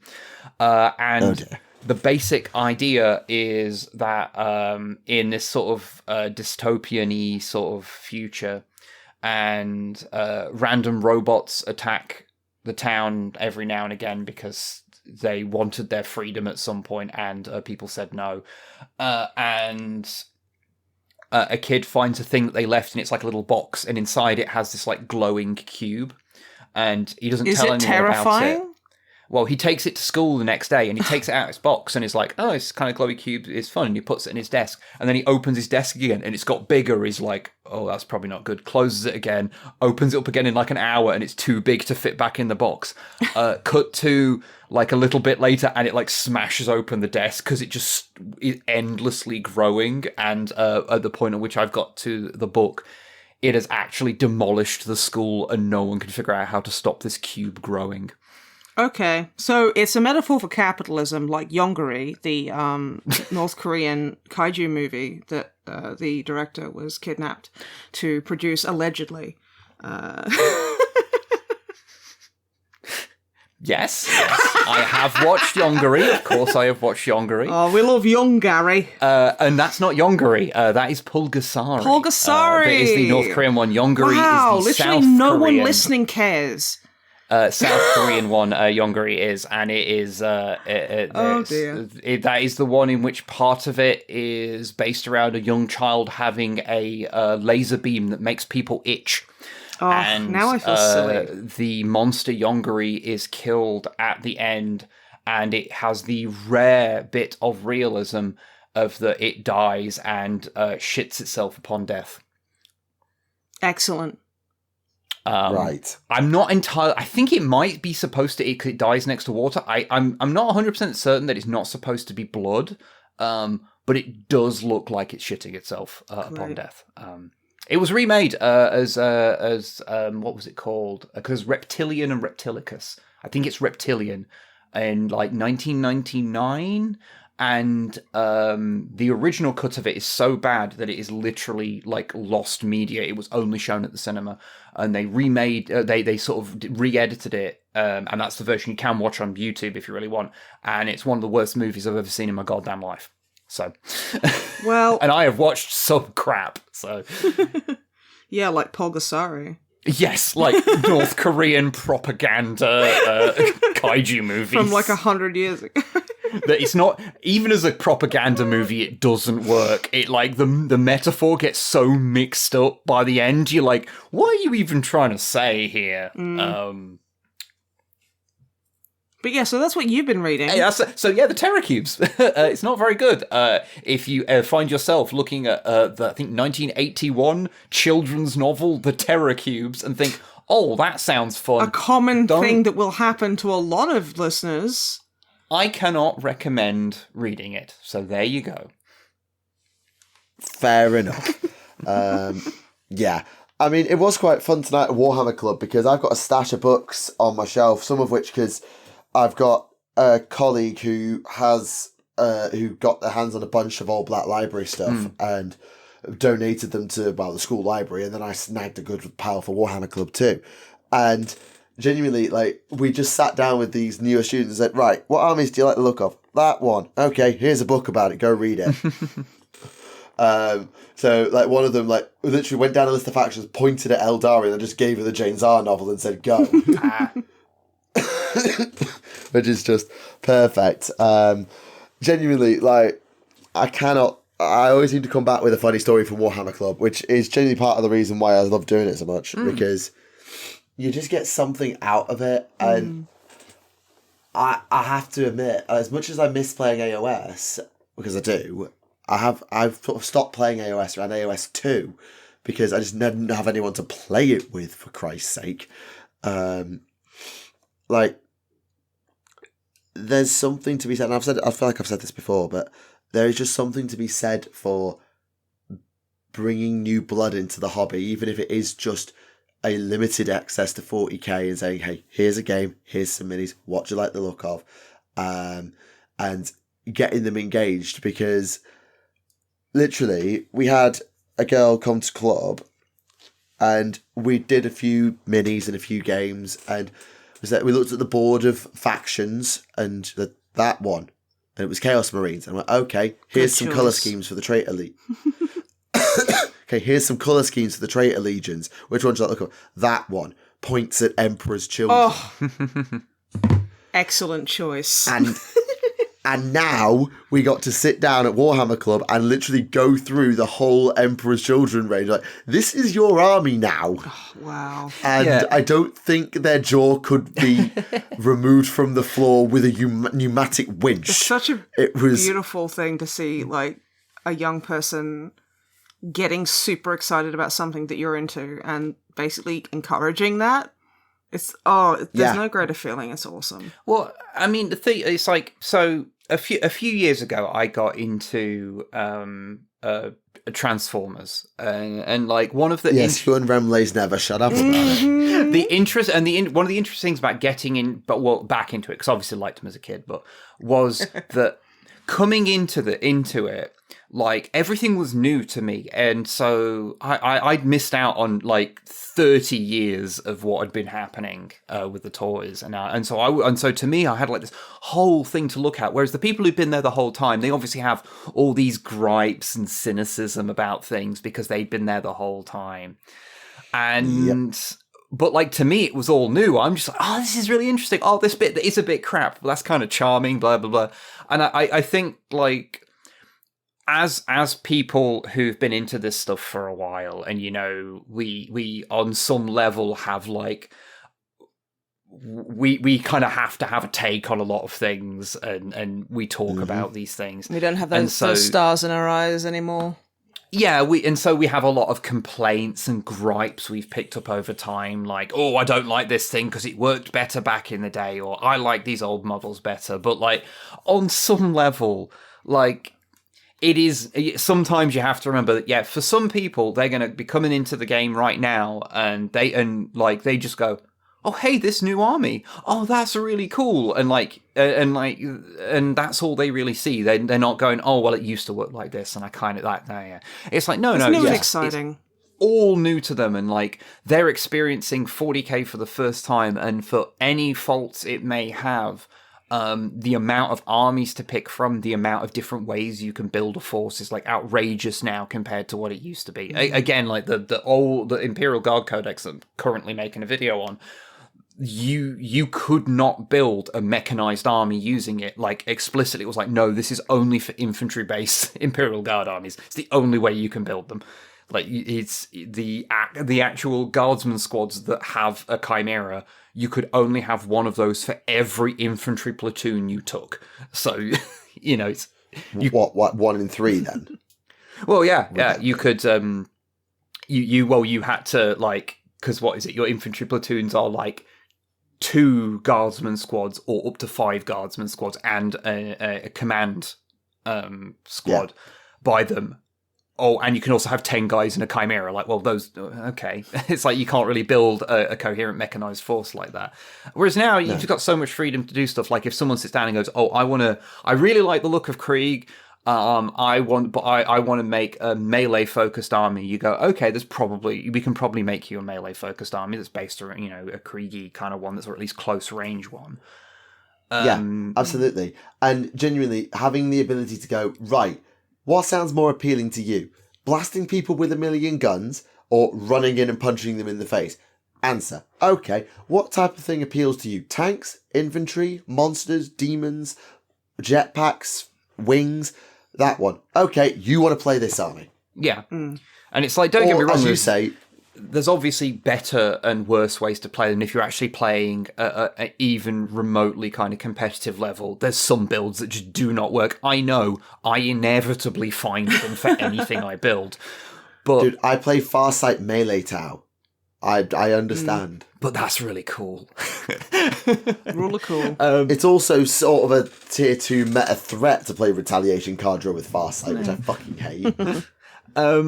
But you know, there was back in day with the old Force organization and stuff, like there's a lot of themed armies you just couldn't really do without having to take a heavy like troops tax of taking things that you didn't want to take.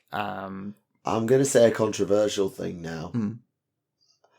I miss Force Org in some ways. I get from the appeal of, you know, thematic armies and doing all of that. But I miss Force Org where characters unlocked those themed armies. Taking case in point, Wazdaka made Bikes troops. Yeah. And you know what? I can't believe I'm saying this as someone who's been through it all. I fucking miss Decurions. Like the mega detachments where you had to take detachments of detachments. And you had to build like sub-detachments to build your whole army that all had different synergizing rules that worked together. Yes, it was bloated. Yes, it was overly complicated. Yes, it was dumb as fuck. But you know what? It was yours. Because it let you build the themed army by paying a modest tax of your core detachment, which you had your troops in, whatever, but you could then just do whatever the fuck. And I mean, Space Marines got to mechanize their entire army for fucking free. If you took a demi company, that's hilarious. And then they put in unique detachments in the supplements, like the Farsight Enclave supplement. Just the core detachment wasn't the basic hunter cadre with fireworks. It was the retaliation cadre, so you could run all suits. It was just hilarious. And like, I'd rather have to work for a themed army in my army building. Like, genuinely, this is a thing I've noticed at Warhammer. Me and my mate were talking about this the other day.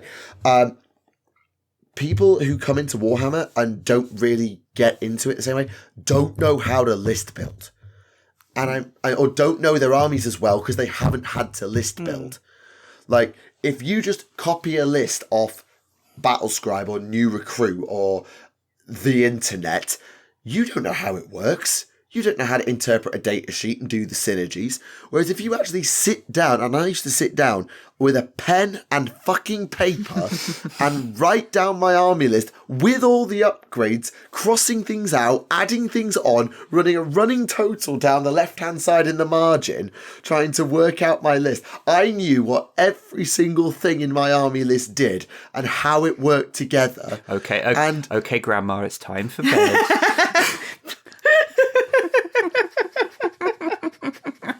I 100% I know. Oh what you're yeah, talking fully. about. The customization was pretty good. There's customs. Yeah, you do get very you got into the granularities of your force by having to do that stuff, and I think it's like a lot of things. There's upsides and downsides to the way things have been done and are currently done. The current sort of anything goes sort of way, I find very like. I find it hard to like have something to grasp onto. Like I quite liked the 8th, 9th kind of way of doing things where you just had, this detachment works like this, whereas it's effectively a Vanguard detachment, you swap out, was it Vanguard that was the elites one? Fast attack, I think. Whatever. Well, each one would be, you'd effectively use fast attack as your troops choices for that detachment, or it'd be elites or heavy support or whatever, and you'd effectively use them as troops. That'd be your battle line, which would be made of that, and that meant that you had the same kind of structure of the old force organizational chart style, but with but allowed you to build armies themed around something. I felt that like it meant that you could look at the codex and you could go, which of these units do I like? You can look down the list and go, Ogrins. Okay, I'm going to build an army based entirely around Ogrins. And that would be your core thing of having Ogrins. And then you would add to that with whatever you needed to support that. Absolutely. And what's funny to me is AOS has put Force Org in. That's what I find funny, is that people used to whinge a little bit that AOS, there's no force, there's no organisation, you can throw whatever you want at your army. They've now put detachments and Force Org in. And it's like 8th edition. Only one game system is allowed to have Force Org at one time, and it's AOS's turn, apparently. Yeah, I think there's definitely something to be said for a little bit of structure being, I don't know, it's like by giving you a little less freedom, you feel like you have more freedom. Whereas I almost feel when I've got like literally nothing bar you need a leader, you need your warlord.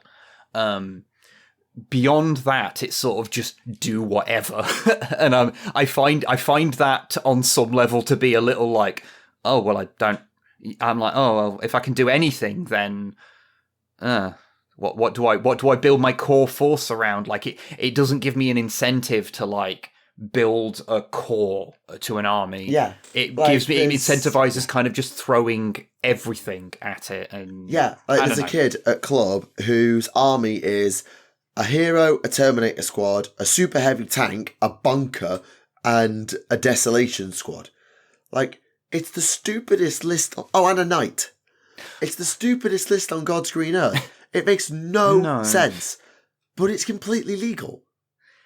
And I think the thing is, I don't mind, have freedom to list build, but that freedom should not be 100%. Like, I say, give me my Orc army back where Wazdaka made Bike's troops. You want to run a Speed Freaks detachment? Okay, do that. But the only way that you get an entirely mechanized force is you pay the trucks tax or you take Wazdaka. And you can have all the Speed Freak benefits from that and make it now that there's a named war boss on Deathkiller Wartrike that can do it. It doesn't have to be fucking Wazdaka. And it means like without the tax of troops, what is the point in them to people who don't understand this game? Like, we understand, when you're teaching the game, we understand objective control, board control. What they see is, this gun does less damage and these guys die faster. Why should I take them? Well, that's the thing. Like, in the old, in like especially before you had the detachments from like 8th and 9th, the old Force organizational chart stuff, the troops were taken fully as like a tax. You needed to have 2 troops choices regardless of anything else. And for some factions, that was one choice. So, if you playing Necrons, you were taking 2 squads of Necron warriors. You did not get a choice. That was just how they had to work.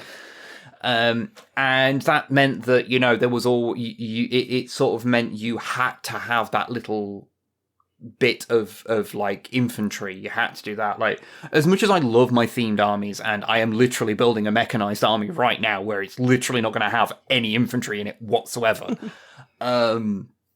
So I am aware of the hypocrisy that I am engaging in right now.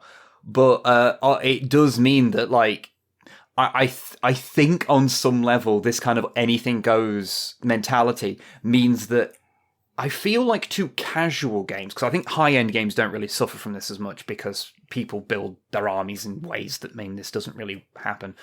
But I think I feel like I have encountered far more hard counters in more modern editions because of this freedom, where I'm like, oh, well, this army is just fucked against this other army because it's like, oh, this has just got too many vehicles and this is just wholly infantry and my build is just not really good at dealing with massed infantry in that way. And I feel like it's very easy to come against it. Or like, like the one you were talking about of the kid who built something where it's got a super heavy and a knight in it. I'm like, well, that's taking down a couple of super heavy kind of grade stuff in like a regular game.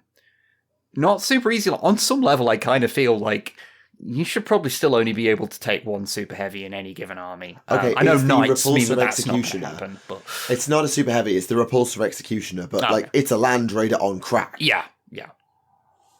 But yeah, I think you can avoid hypocrisy with that statement, and I don't think you are being a hypocrite. I think you're just kind of going, Because- I see the merits of both. Yeah. And I think, and you can have your cake and eat it. Like, this is what I mean about you should be allowed to make themed, cool, unique armies if you meet certain conditions. So, like, let's take orcs, because it's an army I know well. If you take the Dread Mob detachment exactly, and your warlord is a big mech, then killer cans become battle line, say. But you have to meet certain conditions, because then, A, you're building an army where your detachment rules and your theme match up, because you're being encouraged to go in that direction by your list. And you also know, like, if I'm doing that, well, okay, my army's going to have these units in. So what do I need to supplement that with? Like, if I'm playing Tau and I'm playing Battlesuit Bomb, okay, I've made Stealth Suit's troops by taking Shadow Sun. Okay, great. So if I'm going to do that and I'm playing Cao Yon, I probably want this, and this kind of unit where I will get incidental synergy. Like lots of Marker-like benefits or things like that. But it feels like all of that, all this synergies is rolled up in the stratagem system. God, I And, hate the stratagem system. yeah. I tried. Same. I tried to love it, but I think I've just come to the conclusion. I just find it faffy, and I forget it all. I forget like half of the things, and they never seem to be. Whatever I build, it never seems to match anything I need to do at any time. Yeah, and that's the thing that annoys me so much is that you also you forget, because when you're trying to teach this game, like the way we teach it is right. Start with put a unit on the table, use it to kill something. That's all we do. Then we add here's more units. Look at the data card. Look at the rules on the data card. What does it let you do? Stratagems are another, and then we might add the detachment rule, like the faction rule, not like an individual attack, like a faction rule, like for the greater good, War, Oath of Moment, Dark Pacts. And that's fine, you can teach that. And you might add then, okay, your army's going in this direction, this is a detachment, so you get an extra rule. And on top of that, you've then got to say, okay, enhancements and stratagems are another layer on top. Whereas in 6th, when relics were introduced, everyone got the same relics. You were only allowed, or you were allowed as many as you wanted, as I recall. I don't think you were only allowed, were you only allowed one? I can't remember now. I played like one game of 6th and went, Yeah, but like I feel like 6th was in the spot where it was still classic Volsorg and they were starting to add the extra layers of tailoring. Then 7th went all in on detachment systems, which, yes, were complicated, but if you were playing, right, this is my detachment, then you knew what your army did. And the thing is, your one-page rules, like if you're a kid or you're a new player, you want your rules to be in front of you. Yeah. You don't want to be flicking back and forth, up and down, to find A, can I use a stratagem here? B, should I use a stratagem here? And all the things like the best one that comes to mind is the Vindicator Linebreaker Squadron. You know the old Apocalypse formation? yeah. Yeah. Well, that became a stratagem where if you had several Vindicators, you could do a Linebreaker bombardment. The Whirlwind's got one too. The Whirlwind Battery, that got one. The Predator Battery, that got one. And it's like, these were just incidental rules, but then they made them stratagems that you had to pay for, and as another piece of busy work. And the kids don't get it. New players will struggle to interact with a system that adds another layer of A, paperwork, and B, flicking around when they've not really got the attention span because they're trying to understand the rules, work to actually do. So at this point, literally 2 people who we've taught to play Warhammer use stratagems. And both of those play at other clubs competitively. Yeah, I'll be honest, like, the amount of times where I've played an entire game and I've only used my my command points for rerolls, because I've just been like, ugh. I think there is. I think one of the problems is like putting aside old man yelling at cloud kind of style stuff, because there is a bit. Because there is a bit there, and I acknowledge that nearly every time I come on here, I have at least one old man yelled at one cloud at least. Yeah. This man yelled at one cloud for a little bit, or many clouds for a lot. Well, yeah. But I think there's always going to be this thing where there's a very obvious difference in like design philosophies going between different eras, and sometimes they're going to gel better with you than others. And I know I don't gel very well with the modern style, and it's not a like I think everything in the past was better, because I actually don't. I think there's a lot of things that the modern game does quite well and the old game didn't. Yes, but I think there's certain elements of the game that they are deprioritized, like it's very obvious in the modern game they do not consider that someone could enjoy list building. That could be a thing that you could get joy out of. Me, yeah, exactly me. I enjoy making lists, and like how everything, all war gear is free now. Well, I say now, it's been years now, but in 10th they made all war gear just be included within the thing. Like that means that it flattened out the possibilities of a lot of things rather than expanding them, which it feels like it should have done, but it kind of didn't, because now there's a lot of builds that just aren't viable anymore, whereas previously they were viable because they were cheaper. So you could have like really naked squads that don't have any upgrades because they were efficient, whereas you could load them down, but then they were they were something you had to deploy quite wisely, because you could blow a lot of points and not really see the return for it. And trying to figure that out. But I also understand that for some people, the list building was complicated and they didn't enjoy it. And I guess that's the thing. These games are so big and complex, and and there's so many elements to playing them that's beyond just rolling the dice and seeing if you roll a 6 and kill the man. There's large chunks of it that exist before the game, and side to the game, things like your stratagems and even like how the secondary objectives have become standard, when back in the day that was just not really a thing, and this has all become like standard, and this is kind of, in my head, that's all like secondary stuff layered on top of it, but that's like just standard now, whereas parts that to me were part of the game, the list building, or at least the complexity of the list building, has now been deprioritized in how the design philosophy works. And so it's sort of just makes it into a different game. And the thing is, because there are so many parts to it, you are literally never going to please everyone. And so no, absolutely not. Sometimes you do just have to, with a game like this that's been going for, like if we're talking about the original Warhammer, you're talking 42 years, Yeah. You are going to have eras of that game where you are probably just going to sit it out because it just doesn't vibe with you, and that's okay. Yeah, yeah, it completely is, and you can't please everyone. You're absolutely right. I think one thing I would say though is it's marked a shift in not just tabletop but in gaming as a whole. Like, think about it.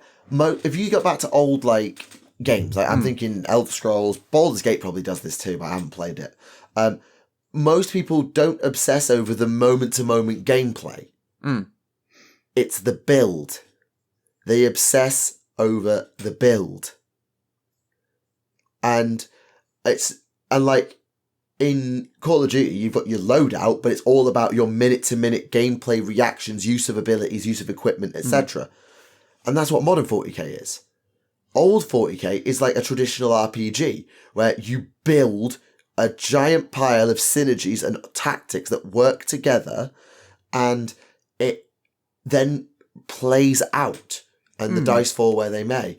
And both things appeal to different people.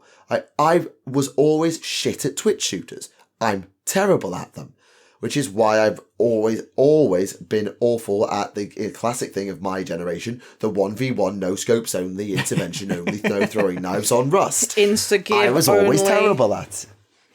I was always dog water at it. But if you give me a game like Fallout, where not even Fallout 1, all the Fallouts, even 4, where you have time to plan a build, and then, yes, you still need to have the minute-to-minute gameplay to make it happen, but the build and the synergies you make, especially in 3 in New Vegas, that lead to this is how your combats are going to go because you're built like this, that really appeals, because that's more in like, I planned, I executed. I made an idea, I knew what I was doing going in, and then I executed. Rather than, I had a rough idea, and then I ran at it, and I had to think fast. And both appeal to different people. When you use your stratagems, incredibly tactically deep. Whether you should use one or not, lots of tactical thoughts go in there. But I would rather do all that thinking at my desk the night before, and then have my plans in my head of what I'm going to do. And literally on the back of my army list, I used to draw deployment maps of how I was going to fucking deploy and what my strategy would be, because that's the way I think. Yeah. So, yeah. I absolutely get you. I think I think you might have cut to a bit of the heart of one of my issues with the modern game, and it is simply my brain is too smooth. I cannot hold this many things in my head at a time, whereas the older way of doing things, I was able to keep that in my head because it was largely about knowing how it all worked, and it wasn't thinking about 3 systems layered on top of it. Yeah, old 40k was like solving a Rubik's Cube, whereas new 40k is like solving 2048 on a time limit. It's doing Sudoku while someone's playing hard bass in one ear and someone's trying to tell you about quantum theory in the other. Okay, I'd like to introduce you to ADHD, because that's just what that is. Okay, yeah. Yeah, I know, and yeah, if you're neurodivergent, maybe I people have always said to me, "Oh, Neve, you're autistic." I've been told it that many times, and maybe I am, and maybe that is just the way my brain is wired to work. But the slower paced strategic planning of list build, deploy, execute, and then let the game just fucking happen instead of stop. We've reached it's the same reason why I never actually would ever play competitive Yu-Gi-Oh! Because, stop, you've reached this stage of the damage step and we've got to interact this effect, and also then you've got to activate and chain link for this, and it's like, fuck off. I just let me play the game where big card go bang. Let me play Hearthstone instead, because I've got a plan when I play Hearthstone. It's so dumb. And it is probably just a brain thing, but and maybe it's just rose-tinted kid nostalgia, but fuck, I miss list building. When you had to actually use your brain rather than just throw shit at an army list builder and see what came out of it. And fuck, I miss detachments that were actually complicated and required you to plan. I miss planning, okay? I'm a teacher. Planning's in my DNA. I think this is the thing. It's like, at the end of the day, like, the game's been through so many iterations. There's just going to be some things that just play better with your brain and don't play well with your brain. I think because I'm really conscious of not getting too nostalgia-y about things, considering the types of videos we make. You know, again, to not just do old things were better, because I don't think that. But I think sometimes, you know, it is just like, yeah, the old thing worked better with my brain, and that's okay. It doesn't mean the new stuff is necessarily bad. It's just the way I like to play is not necessarily catered for as much as it used to be, and that does bother me. It does affect my enjoyment of the thing. Yeah, and that's not to say, if you enjoy Modern 40k, please do say it and say why. Like, we know that we are a completely different. I think we're. And I, particularly when it comes to 40k, like how we got into and through 40k, much as I think you got into it a little before I did, we went through the same sort of experiences with it, and thus we think very much alike, which can lead to just a bit of an echo chamber between two of us. And I appreciate Snipe, you're probably in a similar position. But it is one of those things where, I don't know, I'd be very curious to sit down and actually talk to a guest. And what I'd love to do is get someone who got into 40k in 9th and teach them 5th. Yeah, like, yeah. Like, here's your 5th edition codex, here's the Forsorg chart, build an army and play with it, and see what their reaction is. Yeah, because we've got both sides of the argument. We've seen 5th and 7th and 9th and 10th, and they haven't. So what would it be like for them to go, oh my god, this is so fucking clunky, man. Why can't I just... Or where are my warlord? What's my warlord trait? Who's my warlord in this army? Like, when do I use... What stratagems do I use? What's a stratagem? Where's that gone? I'd be really... sorry, that was very rude to Americans. But I would be genuinely curious to see how a new player handles playing a retro game. Or how they would handle playing Heresy. Because... they're such an old school retro style. And are we just rose tinted because that's what we grew up on? Yes. So yes I don't is the know. answer, but also... Oh, yes is the answer. Yes is the answer. And the long answer is yes. Because what would happen if I went back and played 3rd? I'd probably think this is the most broken bullshit ever and never want to touch it. So actually, it's actually a video thing that we're floating of playing some stuff in 3rd specifically because I think you've definitely got like people who I've talked to people who've started playing the game more recently. It is interesting when you speak to people who have only experience of the most recent editions, and you realize how their expectations of what the game is and should be are different to what we have from having played it for a longer time and played it in previous iterations where there was a different design philosophy at play. Just like how, there are absolutely unhinged people out there who swear that 2nd edition is the best edition of 40k that's ever been. And I don't know how they look at those melee rules and think that is true, but God bless them, there are people that think that. Or the psychic phase with the cards. But wait, we have cards for psychic powers in 8th, so who the fuck knows? There's a lot of weird little bits of 2nd edition that crept back in 8th. It's interesting. But yeah, there's always going to be a bit of a schism there of the you what you expect from the game is what you would first delivered from the game. So I know there's some people who played back in the 90s, and the idea of having like super heavies on the table is like ridiculous to them. Like, this is why I wish Rem was here, because Rem's take on this would probably be very different to yours and mine, because he is a 2nd edition player. Yeah, he started before us, because I first started in 3rd, but I didn't get to play very often then, and I then got back into it in 5th, so... Whereas I started at 5th, so... So because 5th was the edition, because both you and I, Snipe, like, that was where we played a lot of to begin with, was 5th, so that kind of cemented our idea of what 40k is like then. And so you're always going to have that is our idea of 40k. That is what it's going to be in our heads to some degree forever. And or at least it gives us a thing of like, so we establish, okay, what do we like, what do we not like, and that kind of affects how you perceive every edition going forward. Yes. So yes, I think I've got a couple of mates at some of the staff at Warhammer Club who genuinely are like 9th edition Nancy's, and I would be genuinely interested. There's a 5th edition rulebook lying around in that club cupboard. I'm going to dig it out, and I'm going to be like, right, you can't play your Votan, they didn't exist. So get your Eldar, get your Dark Eldar, here's a list, here's a Forsorg, build a list from the old codex, and let's play. And I'm genuinely going to do that, I think. And I will report back my findings.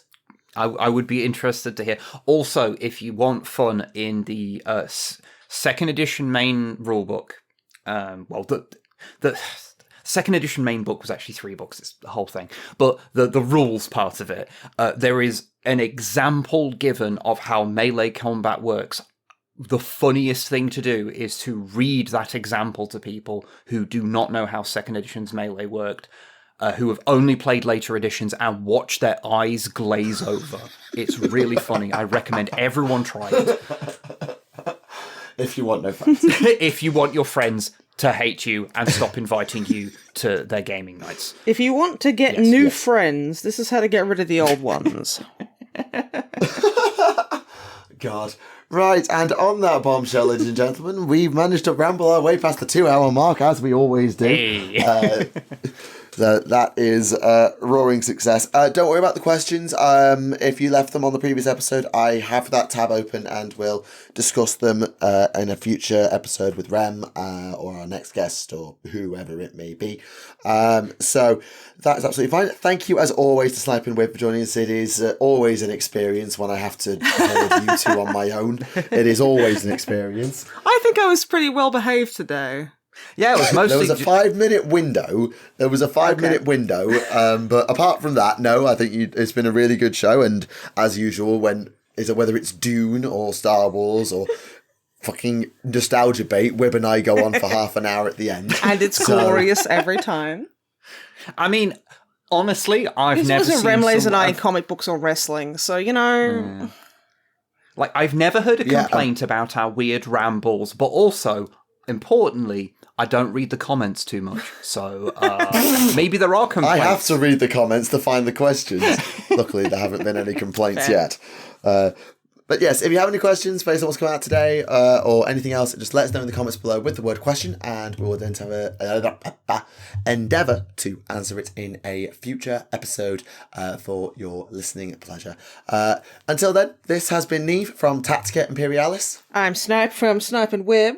I am Wib, also from Snipe and Wib. And this has been episode 216 of Adeptus Podcastus on behalf of 40k Theories.